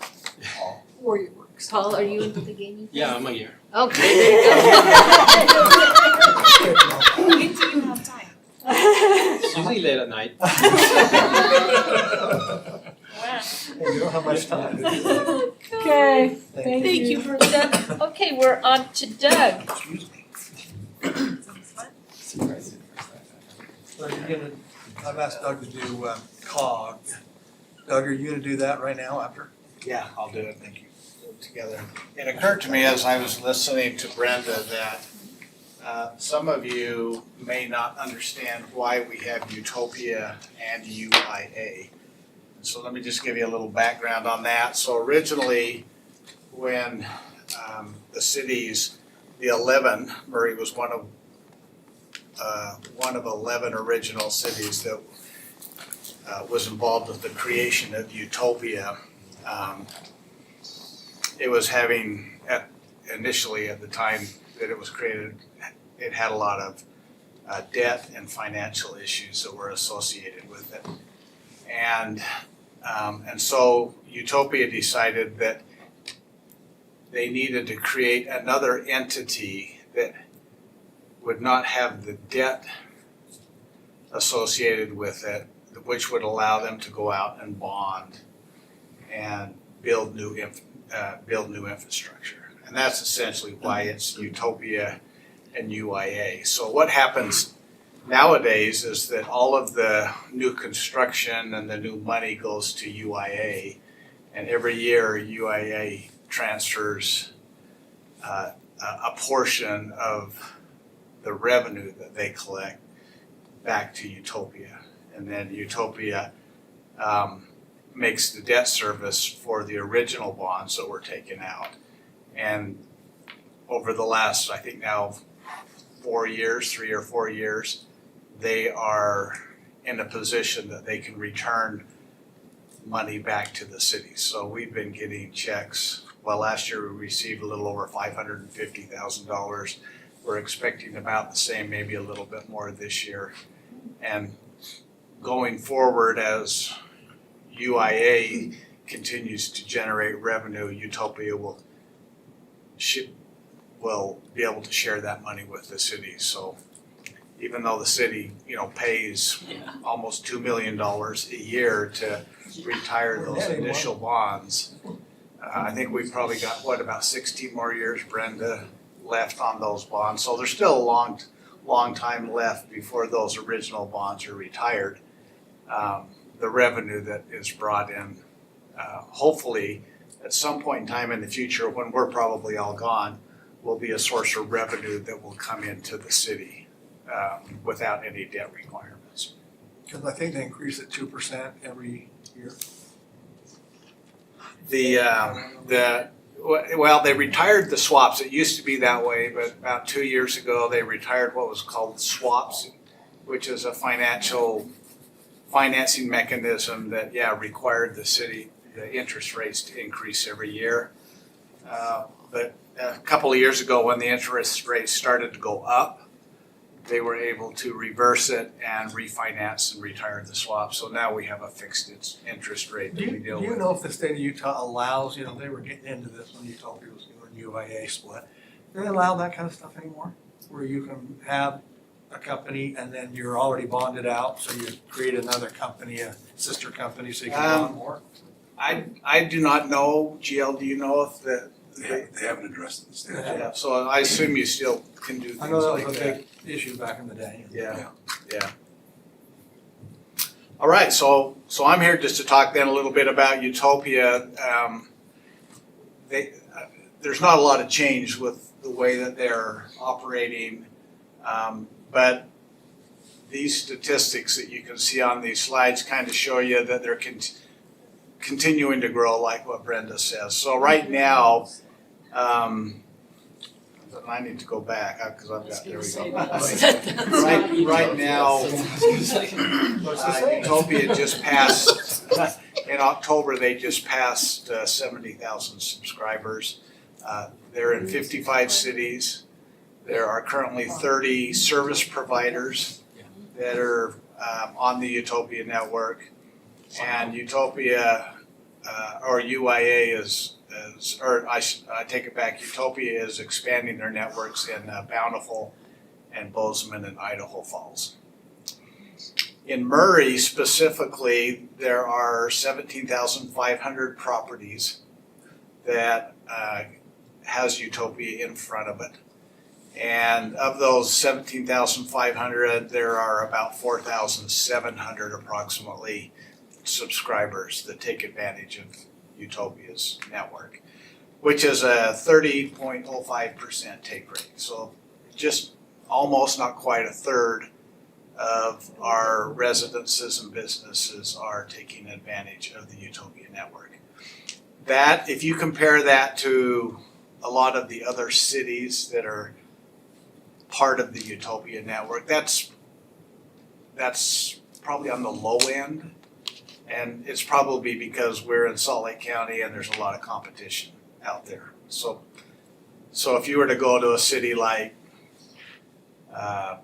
Brigham City or Payson, there's not the same number of network providers out there, so they have a higher take rate. You're going to see some cities that are in the 80% to 90% take rate. But the ones in Salt Lake County, like Murray, like Midvale, like West Valley City, have a lower take rate, primarily just because you've got Comcast and Google and all these other competitors out there. Doug, is West Valley still below us? West Valley is still the lowest, has the lowest take It rate. shocked me because they were so involved with Yep. this and had full control with two other cities, Midvale and Brigham, and I'm just surprised that they're not one of the highest, to be honest with you. But Do we know, who are these guys? So The we ones have somebody, I think it's, so Q right now we have people dot com. over in your district Oh, yeah, that are tearing up backyards yes, and they are. public right of ways, and they are, as I remember, they are part of the Verizon network. So they wanna compete with Utopia then? Yeah, there are more companies that are coming and want to compete. What they're basically doing is they're upgrading their copper line kind of backbone to go to fiber. Yeah. Is what they're doing. So So they're they in your have area? to install. Well, I'm getting calls all the time. We have, and we've talked about this before, but the city has also been approached by Google. They want to come into Murray City. I was just gonna ask about, But we have not been able to reach an agreement with them on their franchise fee. They want a lower franchise fee than what everybody else is paying. yeah, they said, And- we want to be half. Yeah, so we've told them essentially He no. says they don't have any money. I know, like Google, Yeah, Google. so we've said no. so are they coming in the backyards in your district? Are they coming through with where Utopia has their line? Are they going along that, or are they going? Well, Utopia's mostly in the front yards, but so these people Well, are they have kind of something going like- in the backyards. Where the Yeah. cables Okay. run, you know, Okay. they're putting beautiful green boxes in everybody's backyard. Oh my gosh. Yeah. My squirrels won't like it. Those ones. Like squirrels. All right, any questions about Utopia then? Okay, let me move on then to VEC, Valley Emergency Communication Center.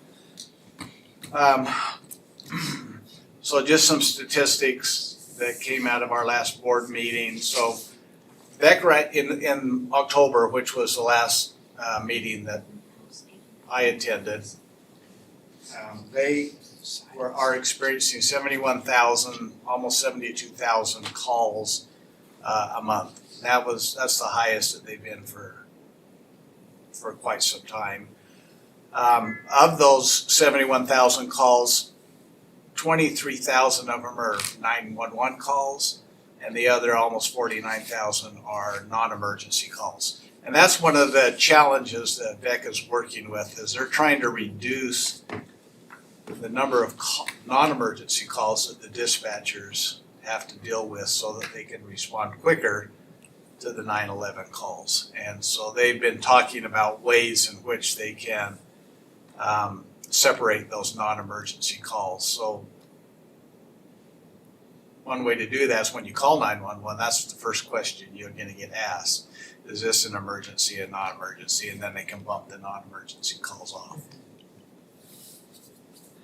Of those calls that they received in October, 97.5% of those calls were answered in 15 seconds or less.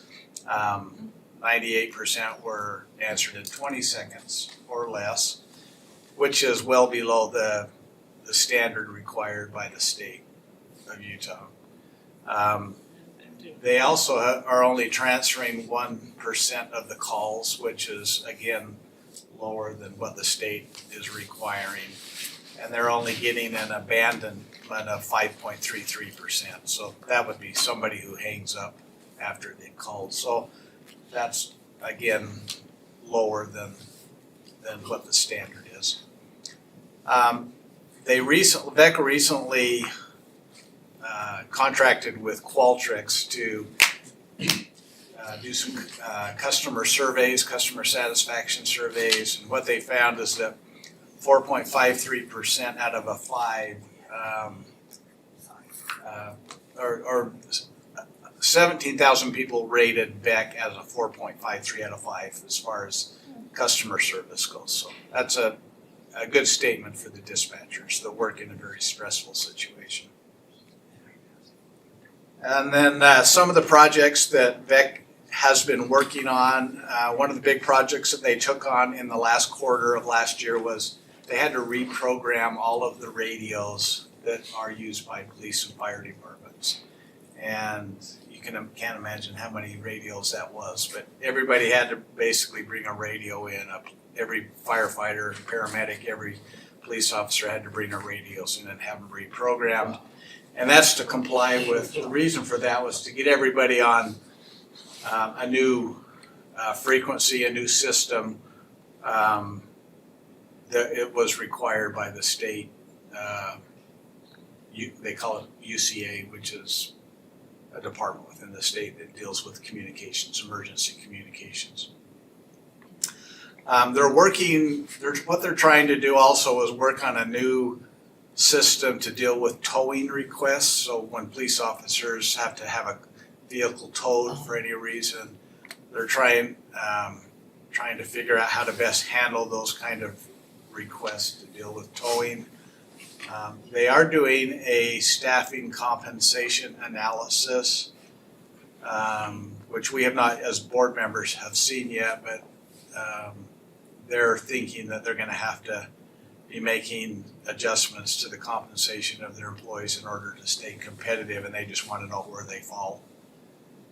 And then they've been working with the fire departments, with our fire department and others, to test out a new, what they call automatic vehicle pilot program, AVL, which basically is a software system that will dispatch the closest unit to the emergency, regardless of what city it belongs to.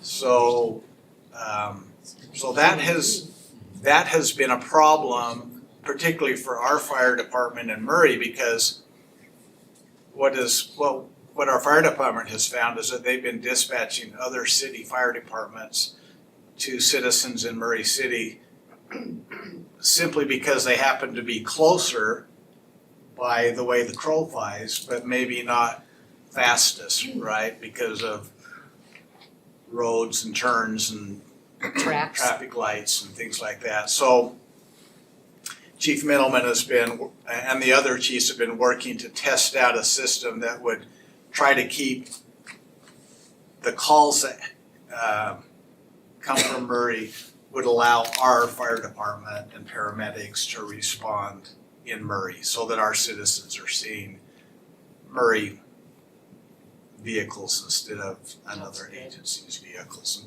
So that's being tested right now as a pilot program, and it seems to be working pretty well, which I think we're happy with that.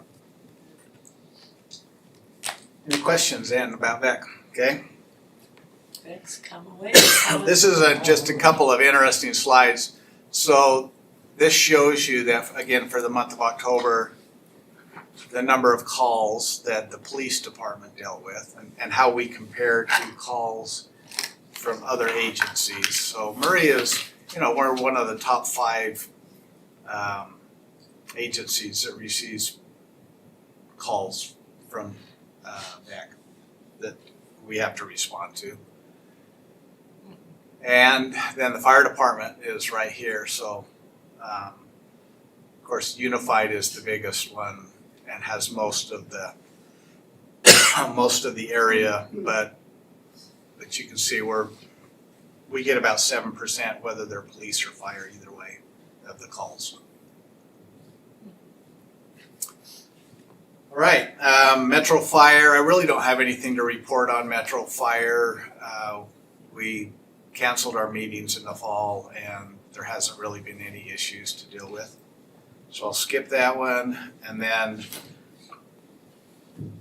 the mayor asked that I just report on what's been going on in COG, which is the Salt Lake County Council of Governments. You'll have a table next time.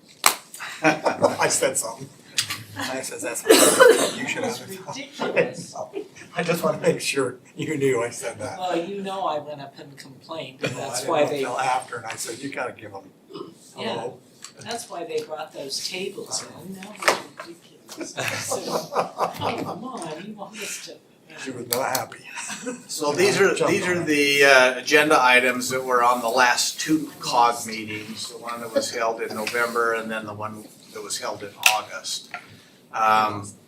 There is continued discussions on homelessness and how to best solve the homelessness problem. The Wayne Niederhauser, who is the state homeless person, is at all of the COG meetings, and he's talking about a lot of their plans. Some of that you've probably read about in the media, where they're now looking at going to a centralized homeless shelter that would contain all of the services that would be needed, but they haven't been able to find a location for it. They were gonna announce a couple of days after the meeting, so I don't know if something's happened, but What about the one that was just done over at Rose Park, where the lady just got a little tiny house? Isn't that part of it? I don't think that's part of. You mean the tiny home development? Yeah. No, that's something that Salt Lake City is doing, just for their city. Mm. But statewide, they're looking for something that's 30 acres in size, that they can build enough beds to house all of the homeless population, which is right now around, in the wintertime, around 1,200 individuals. And so they're looking at trying to find a place. Originally, they were gonna do it where the Oxbow Jail Yes. was gonna be located. Yes. Or is located, but that was contingent upon that public safety bond passing, which it didn't. Yeah. Right. So they're Which is sad. kind of in a bit of a pickle right now, trying to identify a location Yeah, that were they can counting on that. buy 30 acres with the budget that they have. I think the last article I read a couple of days ago said that the money that they have would only buy the land and wouldn't build the building, so. Anyway, that's an issue that the mayors are always I've talking never about. stopped them before, so. I don't think they're doing any more of the winter, once they get this, which is. So have the numbers gone up or down, or do you know? They went up, They, so they went up about, from last year, they went up about 300. So I think last year they had That's in Salt they Lake had County. shelters for about 900, and now it's up to 1,200 in Salt Lake County. Yeah. We don't know yet if our amount has gone up yet. We won't know until later in the Right. legislative Right. sessions. Yeah. Okay. Right now we're paying. Brenda, how much are we paying now? 265 or? It'll go up another 2 to 4%. It Yeah, goes up every year. they've been talking about it going up this legislature, but we'll see. Yeah, okay. Probably will. The mayors have had presentations from both the state as well as the county leaders on affordable housing plans. And Salt Lake County gave an interesting presentation on a study that they had the Lincoln Land Institute initiate for them that identified corporate-owned housing in Salt Lake County. And of course, the purpose of that was to try to get a handle on why, if corporate entities are buying housing in Salt Lake County, that means there's less housing available for residents in the county. And so this is helping to develop some policies that I think we'll see at the legislature this year. In fact, I've already heard of some bills that talk about if you buy a home, you can't sell it for a year. Yeah, I did, and I read that, yeah, so, I, some of those yes. kinds of policies are being talked about in the legislature in order to get around this Yeah, how, this corporate policy. Can't sell it for a year. Who says? yeah. There was an interesting presentation by a high school student about, I think she was from Harriman.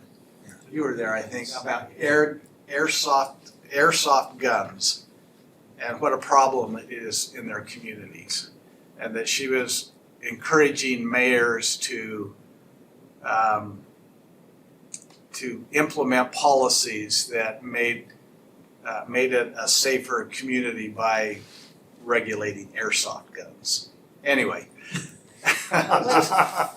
Are they coming to school? To my knowledge, it's not a problem in Murray City. In the cities, Harriman's had a problem with them. Yeah, but Harriman is What is experiencing an airsoft problems. gun? Well, they're guns that shoot a small BB. It's driven by air. And a lot of the kids use them to have, it's kind of like paintball, right? They use them to play war games with each other, and but Do now they break the they're skin? using them for more kind of they're attacking people with them. Like on the streets, freeway, Yeah. highway. Wow, And they hurt when you get hit. My son had an airsoft gun, really? and Never even when seen. when you get shot with your bare skin, it leaves a good welt on your body, and you probably know about it from all the high school students. Nobody shot me with an airsoft. Yeah, you know about it. So far. So far, just give it a couple days. Anyway, that was a presentation that was given. Wow. We talked about the public safety bond, and then the last item that was talked about was the tourism, recreation, cultural and convention funding that the county collects, and they just made cities aware that they're on that round of accepting applications to award that money out to cities that have those kinds of projects. Murray City did not apply this year because we have so many projects already funded with that money that they have basically a policy that says you can only have 3 applications active at one time, and we have 3 active, so we didn't apply this year. We'll do the mansion, the Theater. I mean, yes, and the, Armory? Riverside. The parks, we had some of the parks. parks. Riverside's gonna come off this year, Yeah, hopefully. right. yeah, Kim. Oh, the Riverview Park and the one in Diane's, Yeah. yes. All right, All right, and then I'll thank let you Well, do Wasatch from Front. Wasatch Front, we had a very short meeting. It was Christmas, and so they talked a little bit about, I can't remember now what it's called. time off, PTO, thank you, PTO. And really Pam had come just last committee of the whole and talked about Yeah. the stuff. And I owe a big thanks to Diane, if you'll confirm her today. She's going to Oh, take you over are this. gonna, Yeah. oh, You know I what? read that and I'm going, I think that's a Yeah. We should mistake. amend it Yes, in our oh. next meeting and put it back on. Okay. Well, I'll say, Do I have an alternate? Do I have an alternate? I know, they don't, I asked Pam that once and I said, why don't, because Central Valley has an alternate and they don't allow alternates. And I'm thinking, I mean, I honestly, when I can't go in, which has been about a third of the time, I Zoom it. It's really hard to Zoom those meetings, Yeah, because you know how they get I into, wouldn't even do that. I mean, those, anyway, they're long and there's a lot of Oh, stuff. they're awful. Anyway, oh, I'm so sorry. She said so awful. No, the zooming. Oh, I Because- thought, I'm so sorry. No, I need to no. I need to apologize right now for that. I'd love to have you own me. She told me I'm gonna owe her. She said we're even. Anyway, so thank you for doing that. No, I'm happy to do it. well, I saw that in the minute, our agenda, and I said, Yeah, I didn't, it'll save me a lot of I time. know. I know. And like I said, I Zoom a lot of them and it's Uh-huh. really tough. Anyway, Jennifer So- helps me. so Pam will be coming out, because Diane's like me, we bring Pam out. Oh, yeah, She's I'll always great. do that. She's just- Pam's awesome. she's- 'Cause she can, You saw her last time. Yeah, yeah. She's very blunt, we talk about electric vehicles, and Pam would love to do that, but no, can't. And so, but I always thought she'd be the one that really would maybe get that to happen. They're just too dang expensive, and what they have, their big Oh, yeah. machinery, and it just. It's not there yet. Did Diana get that done? Anyway, thank you. She knows how I feel about it. She knows. Yeah, no, So thanks. I enjoy Pam. It'll be I know, she's interesting. awesome. okay, well, we will adjourn this meeting, break will start at 5:50, redevelopment agency council chambers at 6:20, and then we'll continue from that point. Go start at 5:50. 5:50 break. Oh, break. It starts down. Oh, I'm sorry. But if people don't wanna I start gotcha. break until I 5:50, gotcha. Sit there for They can minutes. just sit What did here I miss? and just Something perfect. socialize. I didn't wanna miss whatever it was at 5:50. well, I don't wanna, Oh, well, I'm taking my breaks. I just wanna make sure that we're all, That was pretty funny, Pam. I thought- Yeah. Have you adjourned?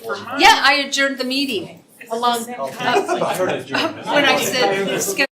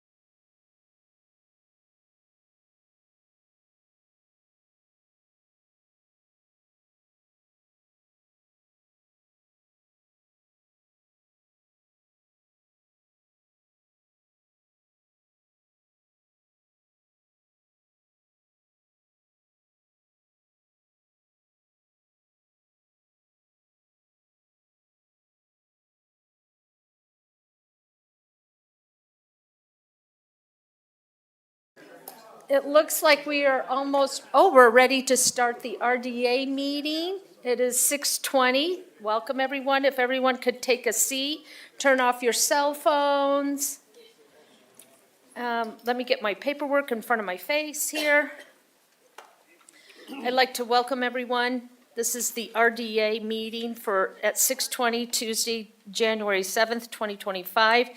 Our first agenda item is the election of chair and vice chair for 2025.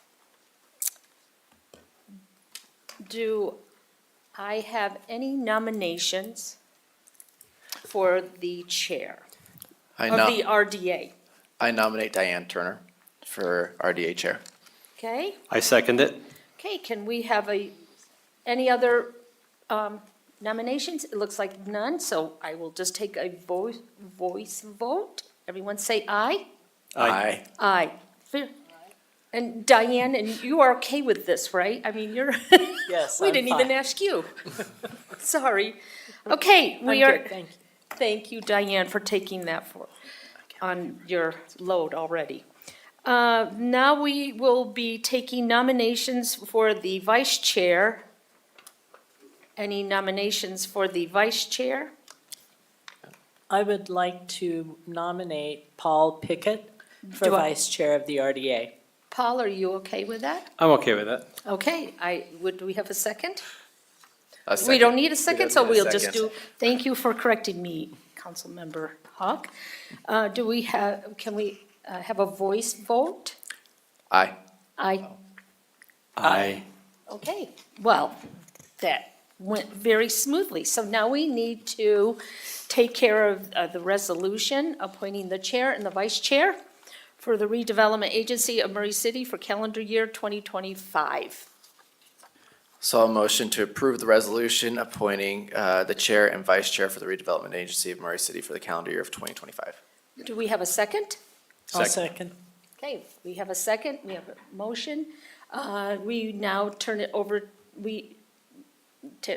to Brooke for a vote. Ms. Turner, Aye. Mr. Hawk, Aye. Mr. Pickett, Aye. Ms. Cotter. Aye. So that is all taken care of. So our chair is Councilmember Turner and our vice chair is Councilmember Pickett. Thank you for taking these assignments on the many other assignments that you have. If there's nothing else for this redevelopment, I will close the agenda. And I will adjourn it. Sounds good. It's now 6:25 and time for the Municipal Building Authority of Murray City for January 7th, 2025. And I would like to welcome all of those who are here for the MBA meeting. Let's see, so that's the call to order. We have minutes for Municipal Building Authority meeting for November 19th, 2024. Are there any changes, questions? If not, I'll take a motion. I'll make a motion to approve the minutes of November 19th, 2024. Do we have a second? I second. All right, we have a motion and a second. All in favor? Aye. Aye. Okay, motion passes unanimously. We will now go to the business item, which is, the first one is the election of Municipal Building Authority Board officers for the calendar year of 2025. I will now take nominations for president. We also have vice president and secretary. So let's start with president. Do we have a nomination? I nominate Councilmember Adam Hawk. I will accept the nomination. Thank you. Thank you. Great. Do we want to just do them all together? And Yeah, Can we we can do do them that? all together, sure. Okay. Now I'll take nominations for vice president of the Municipal Building Authority. Do we have a nomination? I nominate Paul Pickett to be the vice president of the Municipal Building Association, authority, The vice. vice president. I would love to work with you, Councilmember Hawk. Please contain your enthusiasm. All right. Now, I will take nominations for secretary. I'll nominate Pam Cotter to be the secretary for the Municipal Building Authority. Thank you. Do you accept I, that? I'll accept that. Can I make I don't know what I'm trying to say. When we have our new council member, can I step aside and have? Okay, perfect, thank you. I will accept that nomination as secretary treasurer for the 2025 year for MBA. Thank you. Okay. I will take a motion for the election of the president, vice president, and secretary, as we have stated. Do I have a motion? Acknowledging trustees and electing officers for calendar year 2025. I will motion to approve the resolution of the Municipal Building Authority of Murray City acknowledging trustees and electing officers for the calendar year 2025. Okay, I'll second that. okay, we have a motion and a second. Brooke, will you call the roll? Mr. Hawk, Aye. Mr. Pickett, Aye. Ms. Cotter, Aye. Ms. Turner. Aye. Okay, we've got that done, so we are done, and I will adjourn. We are adjourned.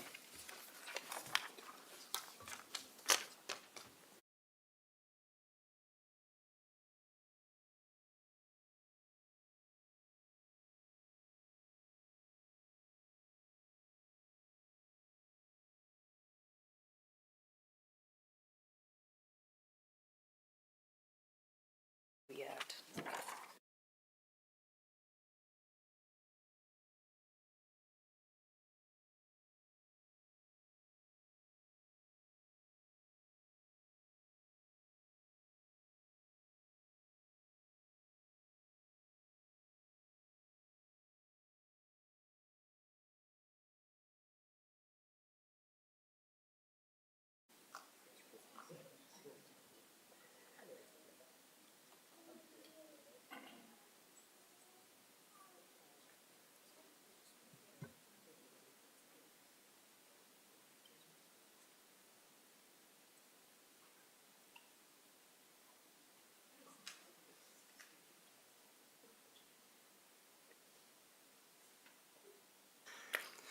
All right, it's 6:30 PM. I call this meeting to order, the Murray City Municipal Council meeting.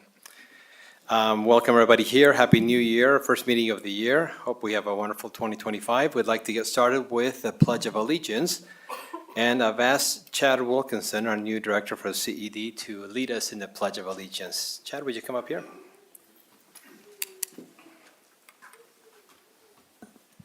Please repeat the pledge with me.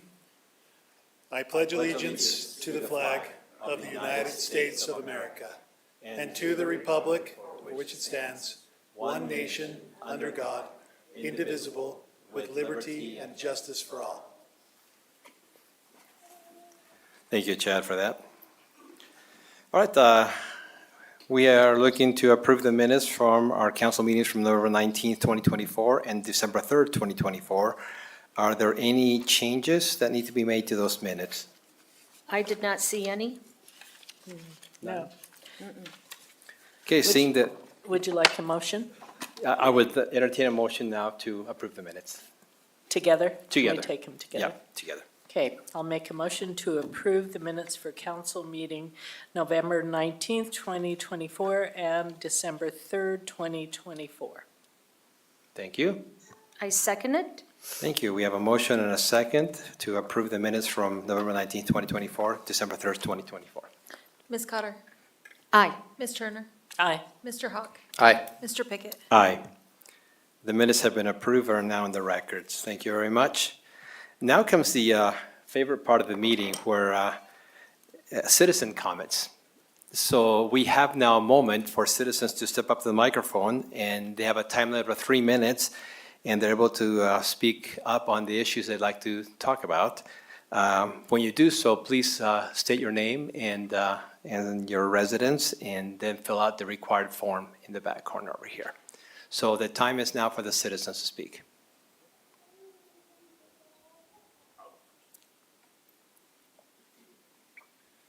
Good evening, Scott Goodman of Murray City. Ladies and gentlemen of the City Council, good evening. My name is Scott Goodman, and I am honored to stand before you as a member of our vibrant community and a candidate for the District 3 vacancy. I would like to take this opportunity to introduce myself and share a bit about my background and vision for our city. I lived in Murray City for over 20 years, and in that time, I've experienced the incredible opportunities and challenges our community faces. I was there on the ground experiencing the awesome power of our city during the canal breach of 2013, as total strangers pitched in to help our neighborhood recover. These experiences have not only deepened my love for our city, but also have ignited a passion within me to contribute positively in its future. As a leader in both the U.S. military and private companies, I've always believed in the power of collaboration and community engagement. I've had many leaders that have taught me that shared knowledge brings shared success. It is my commitment to working together that I will carry forward as I seek initiatives and promote growth, sustainability, and inclusivity. Looking ahead, I envision the community where everyone has a voice and where our decisions reflect the diverse needs of our residents. I am able to tackle issues such as Murray City development, crime, and retaining Murray's uniqueness. I encourage all of us to think innovatively, as we seek solutions. Thank you for allowing me to introduce myself today, and that I asked that I could set up some time with each of you so you can get to know me better. I look forward to collaborating with each of you and to the opportunity to help shape a brighter future for our city. Together, we'll make meaningful strides toward enhancing our community and ensuring it remains a wonderful place for all of its residents. Thank you for your time. Thank you.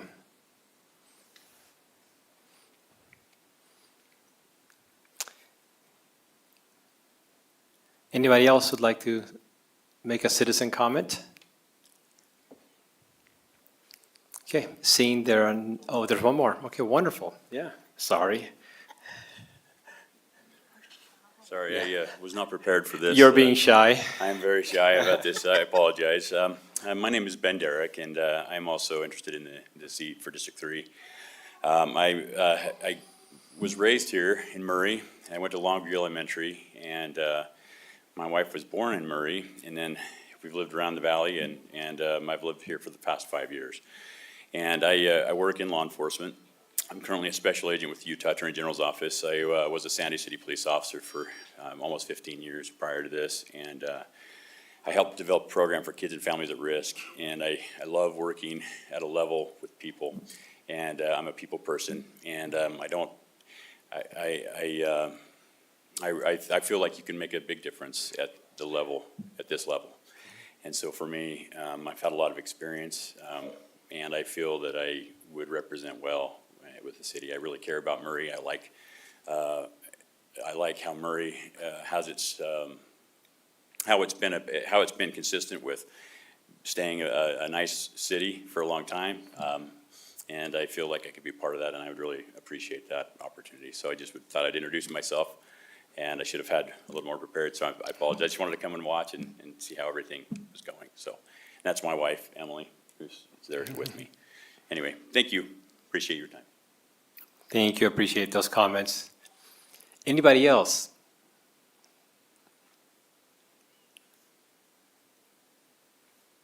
I'm gonna close it. I will now close citizen comments. Thank you. Oh, one more.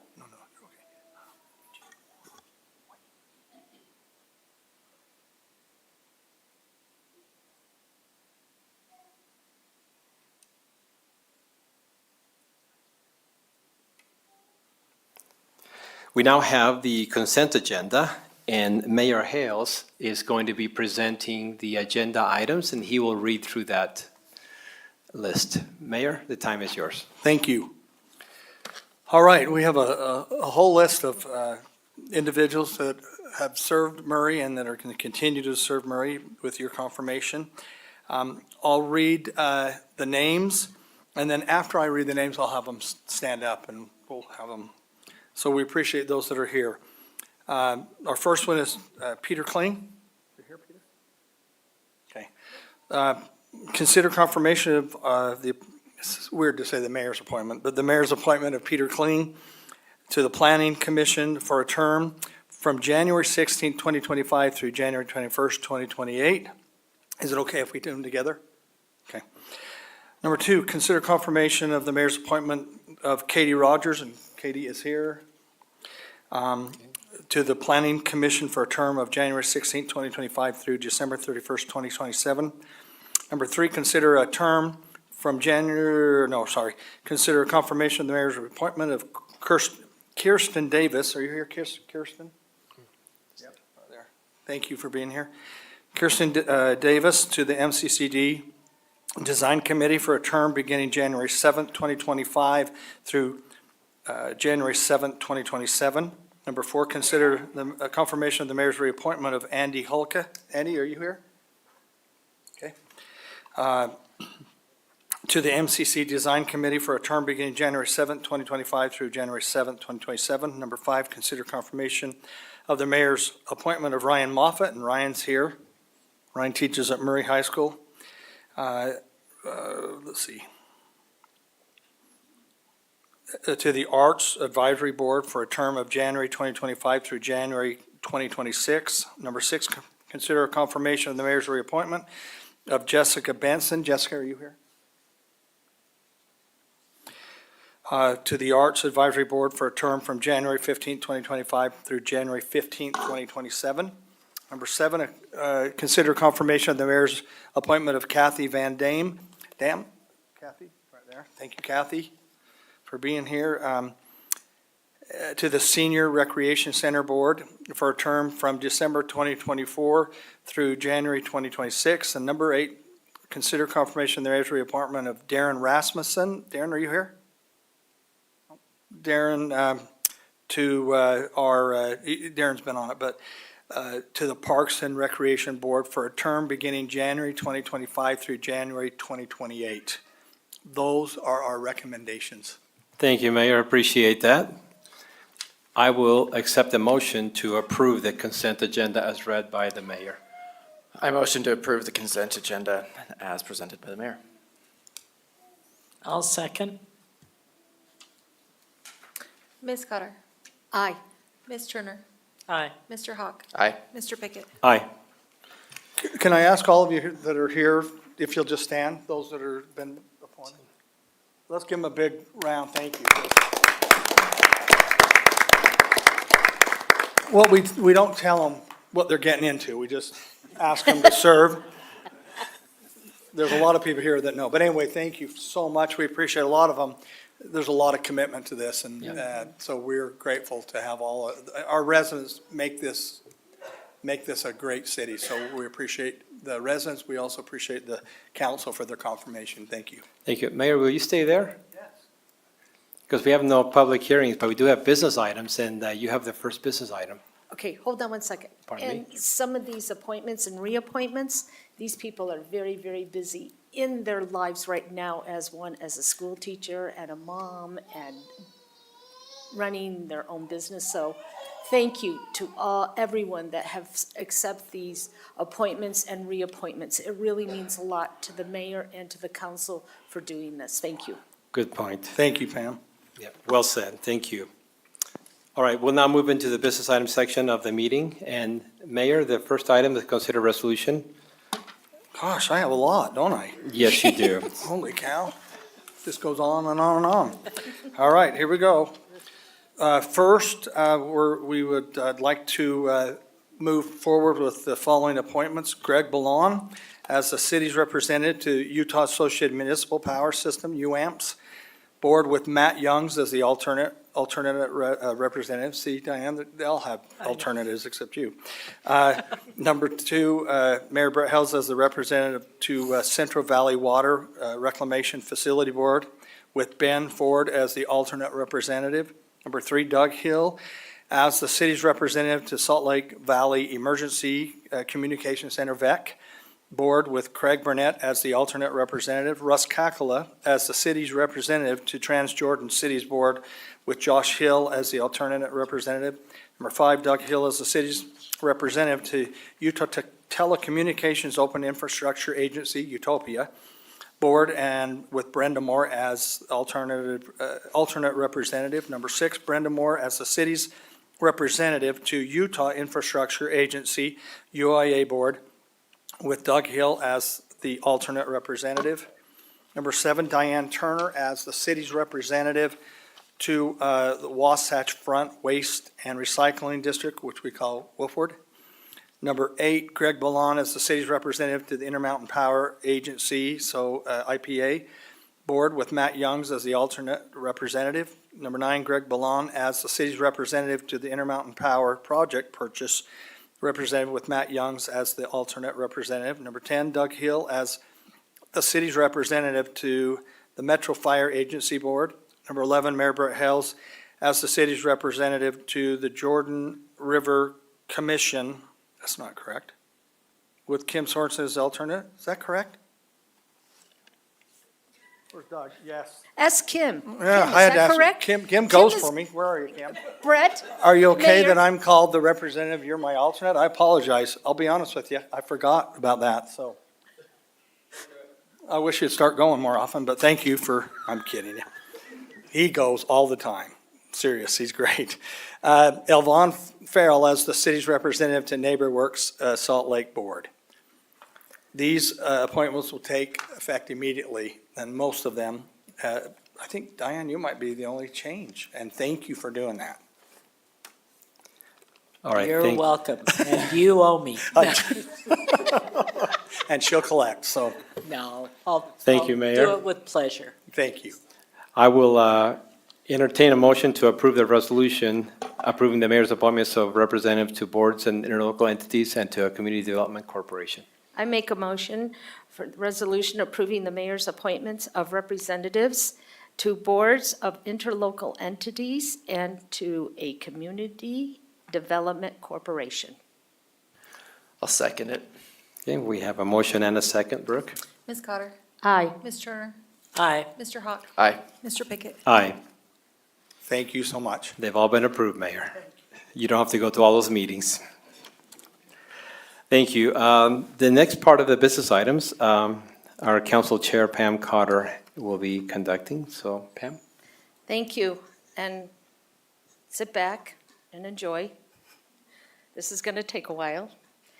So our first nominations are now in order for the office of the Murray City Council for calendar year 2025. And do we have any nominations for the office of council chair? I'll nominate Pam Cotter. Thank you. And I'll second. Oh, we don't second, sorry. Okay, and we will go right into vice chair too. Do we have any nominations for vice chair for the, Yes, I nominate Adam Hawk as the vice chair. and I second that. Adam, are you okay with that? Yes. Okay, thank you. So I will now take a motion for these nominations. I move that we approve the nominations for city council chair and vice chair as stated. Thank you, I'll second. thank you. And Jennifer, do you take the vote or does? Okay, then we will No. approve. Do you want to do the We approval? have to do a voice vote, Okay, and then we approve the resolution. okay. So we'll do a voice vote. Everyone? All in favor? Aye. Aye. Okay, thank you. Now? Okay, now I need the resolution to be passed. So I motion to approve the resolution of appointing the chair and vice chair for the Murray City Municipal Council for the calendar year 2025. I second. Thank you.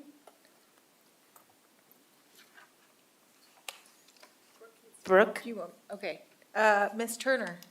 Aye. Mr. Hawk? Aye. Mr. Pickett? Aye. Ms. Cotter? Aye, thank you. And thank you for those that have taken these chairs.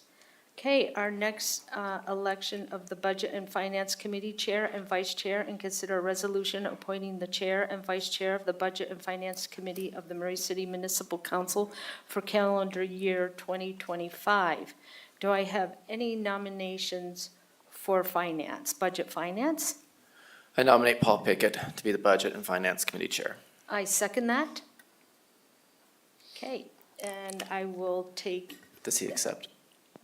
did you accept? I was going to, but somebody seconded really fast, so I don't know.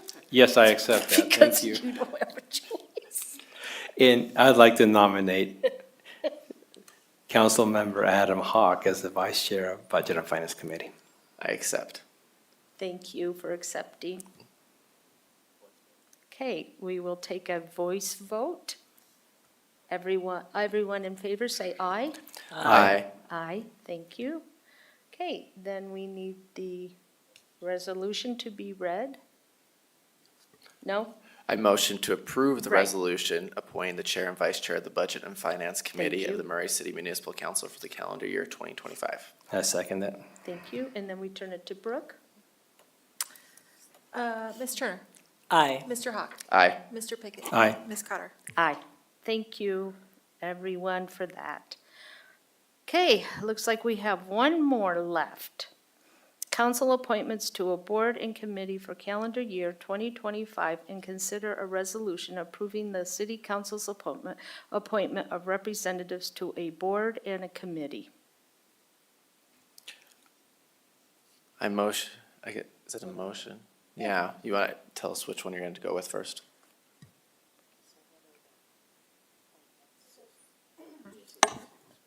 Yeah, there's the Association of Municipal Council and the Legislative Oh, Policy MBA. Committee. MBA. Okay, let's start with president. Right? No, wait, I'm totally lost. Okay.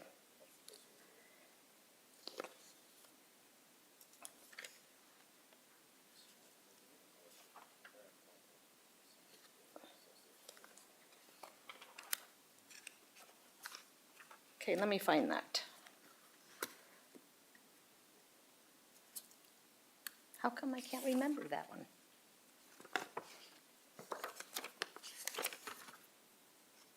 Oh, got it, sorry. Yes, here we go. I didn't turn my page.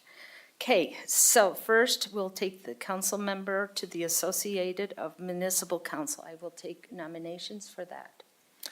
I nominate Diane Turner to be the council member for the Association of Municipal Councils.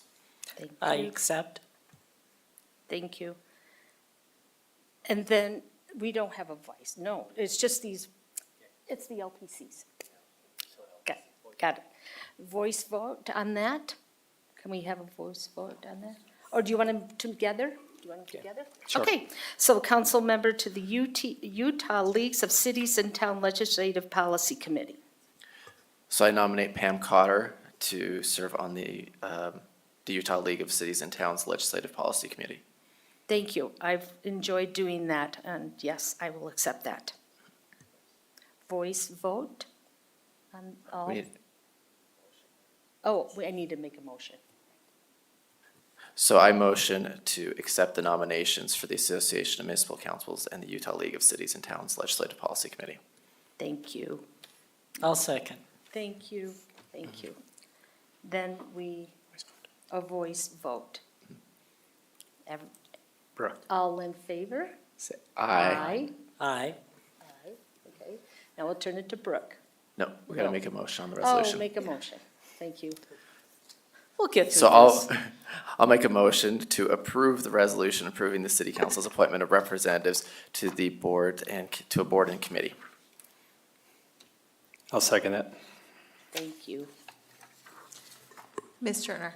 Aye. Mr. Hawk? Aye. Mr. Pickett? Aye. Ms. Cotter?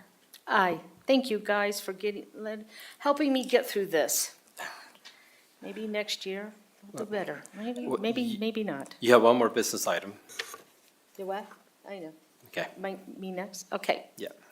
So we have a recognition of Rosalba Dominguez. I would like to read that here. It's a joint resolution of the mayor and municipal council of Murray City expressing gratitude and appreciation to Rosalba Dominguez for her contribution to the community as a city council member.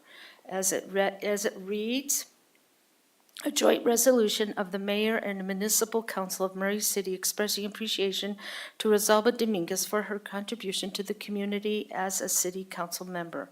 Whereas Rosalba Dominguez has served as a member of the Murray City Council and represented District 3 from January 1st, 2020 through December 31st, 2024. And whereas Murray City wishes to express its appreciation for these years of council work and community service performed by Rosalba as an elected city council member.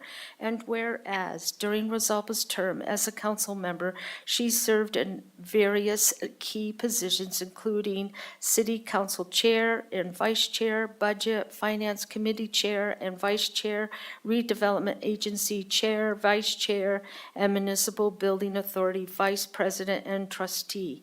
And whereas Rosalba stepped forward to serve on several interlocal agency boards, including the Association of Municipal Council, Utah Leagues of Cities and Towns Legislative Policy Committees, and the Murray Area Chamber of Commerce. And whereas in every capacity, Rosalba served with dedication on behalf of Murray City residents. She demonstrated desire on every issue, ensuring an improved quality of life for the community she loves. And whereas Rosalba's vision, work, and passion have left an impact on Murray City, earning the respect of many members of the broader community. And whereas Rosalba concludes her service, the Murray City Council wishes to formally recognize her achievement and express our gratitude for her years of service. Now, therefore, be it resolved by the mayor and municipal council of Murray City that the city expresses appreciation to Rosalba Dominguez for her 5 years of service and contribution to our community.